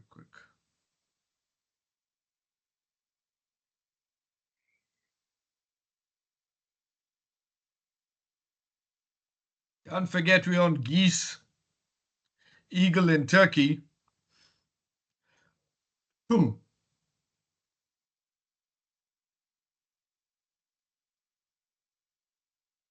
I'm not sure. I could use this before, but it seems to be blocked on my side. Can you please see if you can do this activity? Can you see if it'll...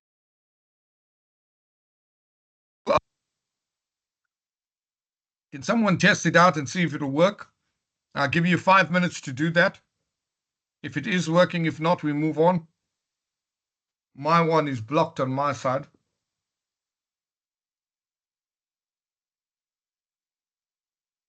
Just send me a thumbs up if it's working.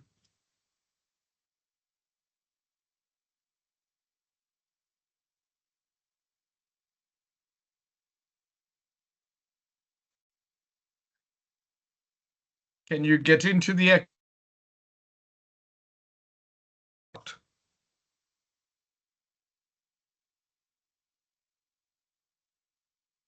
Yes, Mr. Anish, it's working from my side. All right, I go for it. be able to open it. Yeah. Go for it. I'll wait for you. I'll give you a few minutes. Go for it. I'll wait for you. Do the activity. And you can give me your result. Yeah. The only thing we cannot share. Okay, go for it. You can give me your result. I'll give you 5 minutes.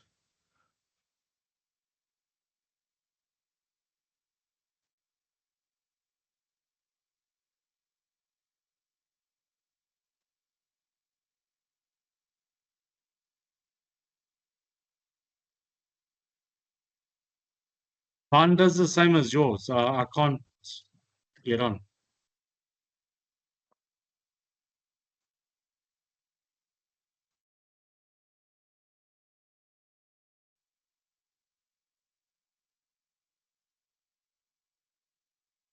Mine also is not working. Oh, sorry, Michael. I've got my headset on now. Mine also is doing the same thing as you, where it says join now. Yeah. Okay. All right. Those of you that could do it, fine. But I'll try and get a better one on that link over there. It's blocking us out of here. Okay. All right, guys. Let's move on. Let's move on. It's not working for everyone. Let me just see which one is this one.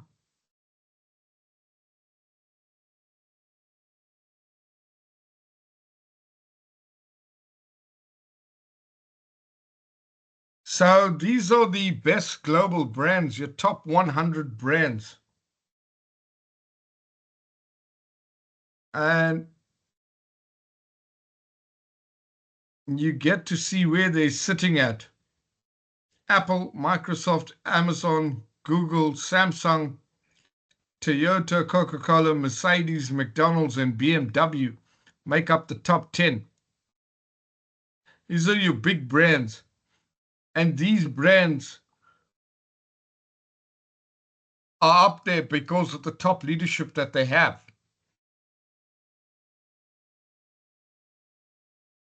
Yeah, no, leave it out. It's okay. Leave it out. Leave it out. It's definitely changed the setting somewhere. Previously, we could do it in class, but it's not allowing us. So these all have top leaders. Now it's working. Is yours working for us? I have to refresh the link. Okay, let's try it. Yeah, it works, but there's no questionnaires to do a test. Or... No, leave it out. Leave it out. Leave it out. Let's skip. Let's skip. Skip it. Skip the act. We'll cover. I'll get a better one afterwards. Thank you. Okay. Yeah, here we're looking at the best global brands, the top 100 global brand at the end of last year. And these organizations that are sitting in this top 100 bracket all have phenomenal leadership. When you look at the CEO and the leaders of these organizations, these are your top global business leaders. These are looked at to see specific styles, leaders, to see what we can adapt and follow through from them. And you can see it follows a range of industries. It's not just fixed to one sector. There's a huge range of industries that form the 100. So it's really a good way to pick up on that there.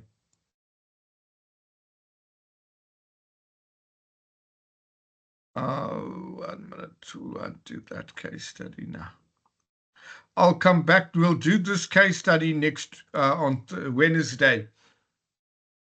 I'll go through I'll go through this case study with you on Wednesday. I'll save that one for Wednesday. Then we contingency leadership theory. So the contingency theory is what we were discussing earlier. This is the best leadership style will be contingent on the situation. Contingent means it is dependent on. So dependent on the type of situation that we're in, there would be a specific leadership style that would be required. And the contingency theory emphasizes different situational variables to determine the style of leadership best suited for the situation. And they comprise all three factors: your traits theory, your behavior theory, and your situational theory. The leadership style theory evolved in the 1960s, and it came up under the basis that no one leadership style applies to all situations. So we've changed from that school, we've moved to another school. And the concept of here is that good leaders not only have the right qualities, but they're also able to evaluate the needs of their followers and the situation at hand. And to support this theory, various leadership models were developed. And we can go around them in a circle as well. There is the contingency resource theory, the leadership substitute theory, the multiple linkage model, the Fred Fiedler's contingency model, the Hershey-Blanchard situation theory, and the Evans-House-Part-Gold theory. And then we also had the Vroom-Yetton-Yago decision-making model. So a few of these around here.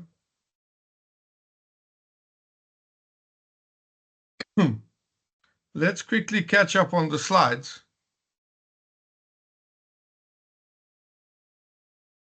Five essential qualities of high-performance leadership: a sense of self, passion to lead, confidence, courage, and conviction, perspective,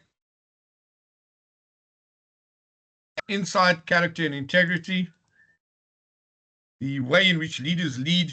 There is conductor, choreographer, coalition and collaboration builder, change agent, or a champion of operational excellence. And this is a lovely cartoon description. Manager versus a leader. Your manager over here, as you can see, controls, makes rules, asks when they avoid conflict. They're in that situation. A leader, on the other hand, shapes culture. They break rules, they have a vision, they innovate, they're a risk taker. Very, very nice differentiation between the two. We looked at this, leaders with that. We've hit all the leadership theories: Great Man Theory, Ohio State, Michigan studies, and we've now hit here to today, the contingency theory. We looked at, these are the big 5 personality traits and the behavioral theories that came through the Michigan studies, the Ohio State studies, and then the Blake and Moulton grid.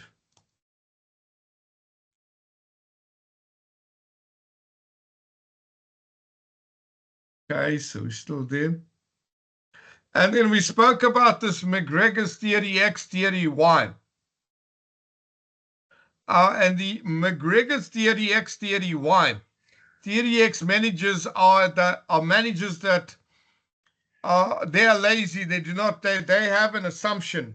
They believe that all the staff that work for them are generally lazy, that employees are not motivated to work, and they will spend more energy on avoiding work, energy on doing work. Where's everybody? So this is your theory X versus your theory Y type of understanding. So your theory X, they have this inherent assumption that are lazy and that all staff spend energy to avoid doing than spend energy to do the job. They spend more energy to avoid the work. And then the opposite of that is your theory Y. Theory Y then believes that staff are inherently self-motivated. They have a self-motivation.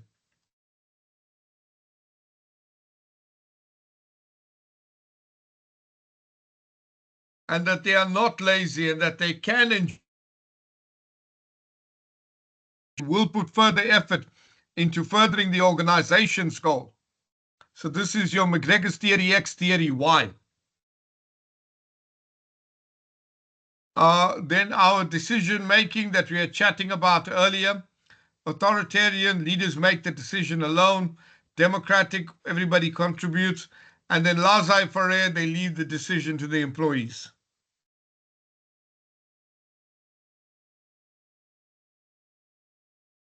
Okay, so we've got through to the situation contingency models. This is where we are now. We go through with that there. Okay, let's take a quick look at the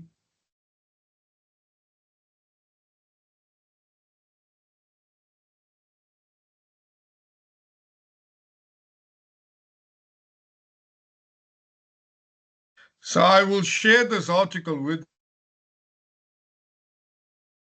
and we talk of authentic leadership here. And it's a wonderful article on authentic leadership. So the journey to authentic leadership begins with an understanding the story of your life.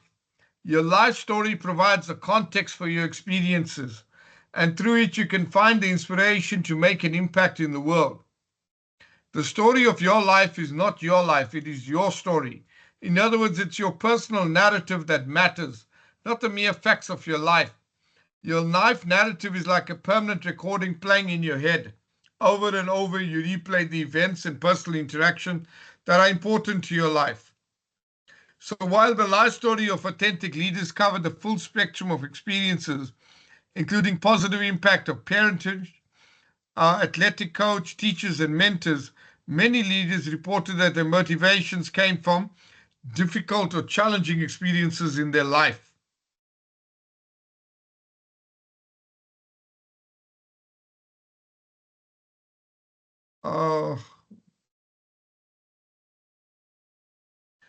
Authentic leaders practice the values and principles. It's the values that forms the basis for authentic leadership. They are derived from their own beliefs and convictions. And they are relatively quick to list their values, and they live them when things are going well. I'm skipping through, but I'll share the article with you to read. So when we look at an authentic leader, these are some of the questions that we have to come up with a characterization of an authentic leader. Which people and experiences in your early life had they? What tools do you use to become self-aware? What are your most deeply held values? What motivates you extrinsically from outside? What kind of support team do you have? Is your life integrated? What does being authentic mean in your life? What steps can you take today, tomorrow, or over the next year to develop your authentic leadership. So very, very definite characterization of an authentic leader.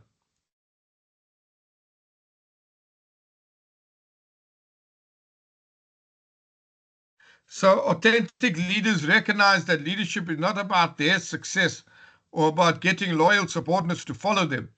They know the key to a successful organization is having empowered leaders at all levels, including those who have no direct reports. They not only inspire those around them, they empower people to step up and lead. A reputation for building relationships and empowering people was instrumental in several organizations coming up from the brink of extinction. Let's flip back to that Nike case study and let's complete the case study. Then we move on. So we're done. So based on that there, we now want to look at the founding member of Nike. And the founding member of Nike over here is Phil Knight as the co-founder of Nike. So we want to look at his leadership role in turning Nike into a household name across the globe. It's much more than just a successful businessman. He stands as a paragon of inspirational leadership in the modern corporate world. Through his visionary approach, deep-seated belief in the power of sports, and innovative business strategies, he transformed a modest company into a global powerhouse, and he's fostered a culture of innovation and creativity, resilience, and relentless pursuit of excellence. There's a lot on his early days and the birth of Nike. He came through with an MBA from Stanford University. He carried out a travel to Japan. He met Onitsuka Tiger. And at Stanford University, he was an athlete. He used to run. So he became very interested and he took up a distributionship for Onitsuka Tiger running shoes. And he worked with his track coach from Stanford University, Bill Bowerman. And together they founded an organization called Blue Ribbon Sports in 1964. And they started out by selling these Onitsuka shoes out of the back of his car. And that went forward. And he developed Onitsuka Tiger shoes and expand the distribution and grow it. And he was ready to sign on and to negotiate a new deal with Onitsuka Tiger to expand the business and really take the business very big. His Blue Ribbon organization was really taking off, selling Onitsuka Tigers. However, just shortly before that meeting took place, he came to find out that Onitsuka Tiger had gone around the back and they'd broken the arrangement, and they had other distributors in the United States, and that he wasn't the sole distributor as he had understood. There were others that were selling the shoe for Onitsuka Tiger.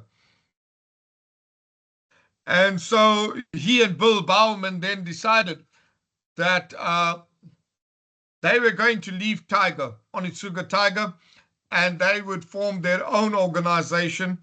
And that was how they ended up with Nike. The name came about from one of the secretaries created the slogan, and the tick there behind it. There's another story behind that. And they literally developed the first shoe. The first running shoe was the waffle shoe, as in a waffle, the food. And yes, it was made in his wife's waffle machine in the kitchen. They took the rubber mold, and when they put it through that waffle machine, they pulled it out and they got the waffle shoe imprint. And that was the original Nike that came out with this waffle shoe. So they were innovative from the start. Right from the start, they were completely into this here. And eventually Nike developed and went through a lot of difficulties, but they were not afraid to take on Onitsuka Tiger. They believed they knew the market and they could definitely go up against Onitsuka Tiger. I'm just trying to remember the name of the shoe. So Onitsuka Tiger's running shoes are Asics Gel. The Asics Gel range, they belong to Onitsuka Tiger. They're part of that family. That's their running shoe, and Nike went up against those shoes. So Phil Knight's leadership style is defined by his unwavering vision and commitment to innovation. He believed that a brand should be more than just a product, and it should represent a lifestyle, a culture, and an aspiration. And the vision for this is encapsulated in that iconic slogan, "Just do it," which encourages individuals to push their limits and strive for greatness. He understood the emotional and psychological connection people have with sports, and he leveraged it to build a brand that stands for perseverance, achievement, and excellence. And this vision has helped Nike transcend beyond a mere sportswear company. So one of the big ones, as I said, was when his decision to pivot from distributing these Tiger shoes to creating and marketing their brand was obviously a critical turning point. It included the young graphic designer named Carol Davidson, who designed the iconic swoosh logo and launched Nike in 1971. Their move was risky. They took a huge risk, but he had confidence in his vision, and his team's capabilities paid off, and it set the stage for Nike's meteoric rise. So a fundamental component of Knight's leadership style is empowerment. He famously said, "We have always had the freedom," and that's been a big part of deciding to keep Nike moving forward. So you could take the risk because he accepted that you can fail, but as long as you took the risk. This culture of empowerment has led to numerous groundbreaking products and marketing campaigns, including the Air Jordan with Michael Jordan and the Just Do It campaign, which are becoming integral to Nike's brand identity. So Phil Knight's leadership style aligns with the principles of a transformational leader, where leaders inspire and motivate their followers to exceed expectations and capacity. And these conclude idealized influence. He leads by example. He embodies the values and aspirations he wants in his company to represent. So he serves as a powerful influence on his team, as well as the broader athletic community. Inspirational motivation. The Just Do It slogan is a prime example of how Nike uses inspirational motivation to team, but consumers around the world around the product. Intellectual stimulation. They foster an environment for innovation. Experimentation are welcome. Well, they started their first shoe in the kitchen on a waffle machine. So that all answers a lot there. Individualized consideration. He ensures that his team members feel valued and motivated to contribute to the company's success. So under his leadership, Nike has grown to become one of the most recognizable and successful brands in the world. It has a presence in over 190 countries and has annual revenues exceeding $30 billion.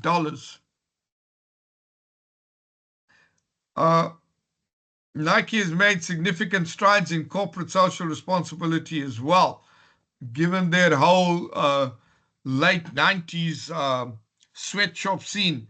They've recognized, accepted it, and it did not crash. They grew from there. They used that as a lesson, and they learned from that, and they continued to expand and grow. So here's some factors from his leadership style in action. Its commitment to innovation, strategic risk-taking. He's also quite a marketing genius, including the aspect. They were one of the first ones to start branding sports athletes and then to paying off sports athletes to be brand ambassadors. Global Perspective has got 190 countries. Ethical leadership, he implemented significant changes to improve working conditions and labor standards in its supply chain post that whole issue with the sweatshops. So he has a bit from all these leadership theories and styles.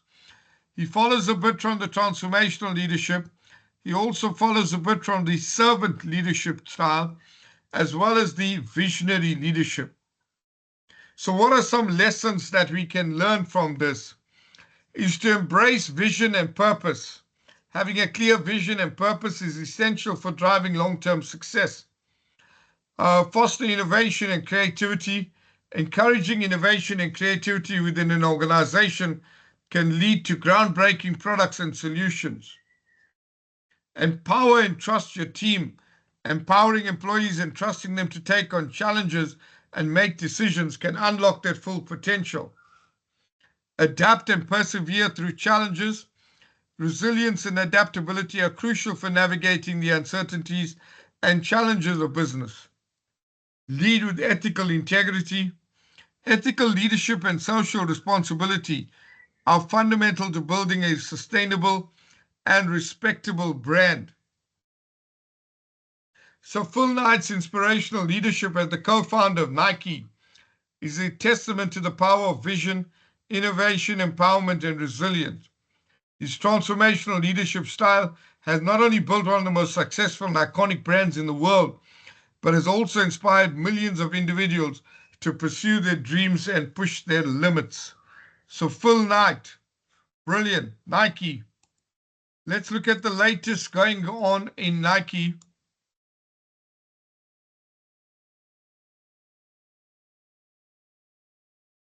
So this is the latest setup. They've had to shake up their senior leadership.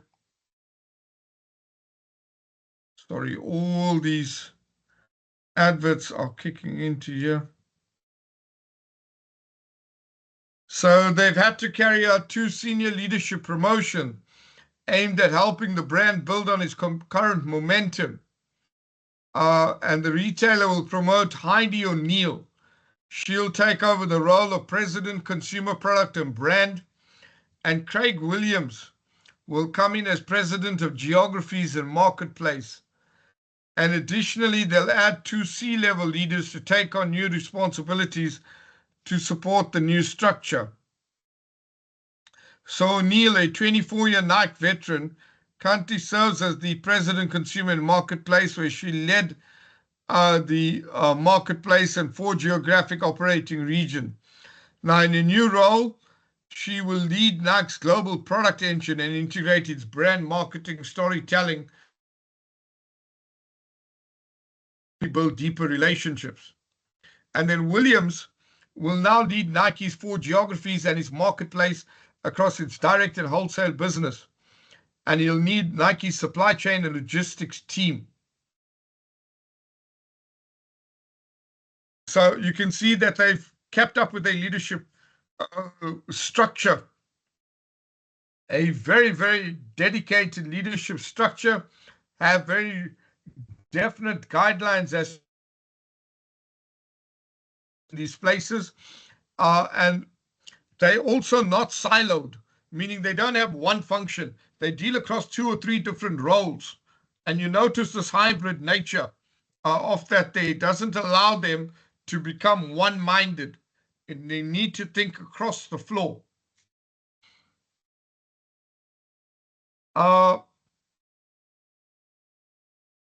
So they also have the innovation run, which is Swish. That's a innovative platform where even you yourself can go in and contribute to innovation within the brand. So this is Nike. They're driving even greater focus and integration across the business and teams. And through these changes, they're doubling down on what Nike does best, seamlessly serving athletes with compelling products. The brand momentum is strong, the innovation pipeline is unmatched, and the strategy is working. What continues to be clear is that there's so much more potential ahead of them. Nike case study. And as we can see,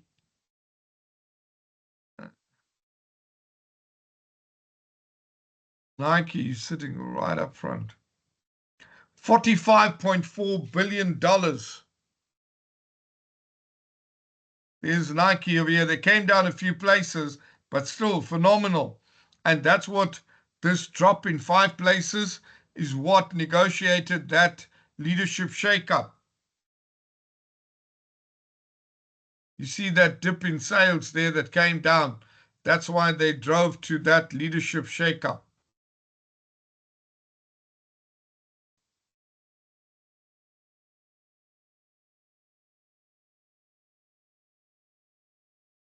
Yes, absolutely. Some companies are copying Nike brand under different names. Absolutely. You take an organization like Adidas, Reebok, because they felt that they'll get a better access to the American market to compete with Nike. But they're a giant. Very difficult to come up against them at that level.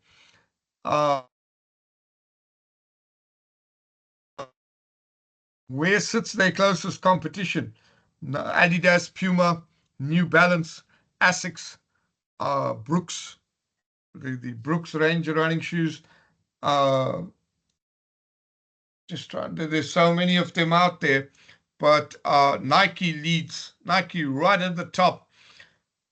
They literally double more in revenue than the rest of the organizations. That's the huge difference between the two, between them and their closest. They literally have no rival on the floor. And obviously with that whole sweatshop issue that they had in the 90s, their ability to recover from that incident, which could have dropped many organizations and you know, had a challenge in succeeding and taking off. They accepted it and they used it as a learning curve. They didn't shy away from it, and they look forward to coming out of that situation. And it's definitely been an evolutionary process through there. I think importantly is what they're trying to do now is to ensure that there isn't a leadership gap. Coming into this retirement phase where everyone is pulling off, leaving the organization, the original founding thing, that the organization must be able to continue. Naimani, hi. Hi, Mr. Amish. I could not catch up the organization leadership shakeup, which dropped the market. Can you elaborate on that drop down on their company? What happened to leadership? So when we had this drop down over here, you see when they started dropping in sales, they were at 53 million in 2023. They dropped down to 400 million there. So that there was about an 8 difference in there. That massive drop in sales, in revenue, is what dictated that they need a shake-up in leadership. So that was where we got the first appointment. You see the first appointment is very much in relation to that there. They're looking at marketplace and geographic operating regions. She'll need Noex global product engine and integrate its brand marketing story to help build deeper relationships and engagement. So they're definitely looking at the consumer and the product and the brand, and that's what they want to push. And then Williams, who comes in, he'll lead the marketplace across direct and wholesale business. So they want to double their revenue. He's led the Jordan brand And now the aim is to drive that revenue back up because they dipped down. That was where the requirement came in. Okay, so that is fantastic. We'll pick up on these models. We'll continue with the models over here, finish off with the models over here. To the assignment as well, and have a look at the assignment as well. So we'll catch it up from here. From here, we'll catch it up slide 18, and we'll follow through from slide 18.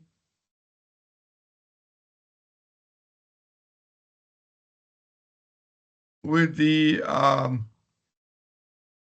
we'll continue from here. We will pick up with these leadership models, our contingency, a cognitive resource theory, our leadership substitute theories, Fred Fiedler's contingency model, Hershey Blanchard situational theory, Evans House and Portugal, and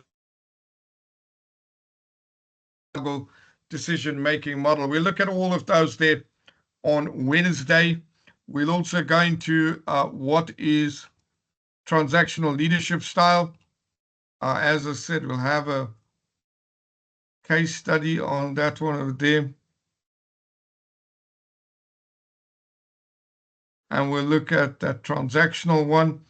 We'll look at transformational. So we're going to go in depth and then keep this up and finish off with servant leadership. So we'll go transactional, transformational, and then servant leadership. So we look at all these through here. And we got some nice little additions in there. Okay, and then we'll look specifically at the assignment, and we'll look specifically at leadership styles that were successful during the pandemic. So we get this whole background knowledge, and then we'll flip it to the assignment, and we need to look at which leadership styles were specific for the pandemic. All right, if there are no other questions, good night. Thank you very much. Apologies for the technical issues. I'll see you back on Wednesday. Thank you. Good night.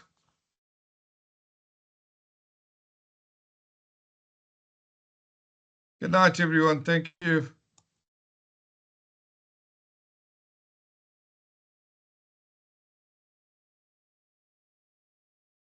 Good night. Good night.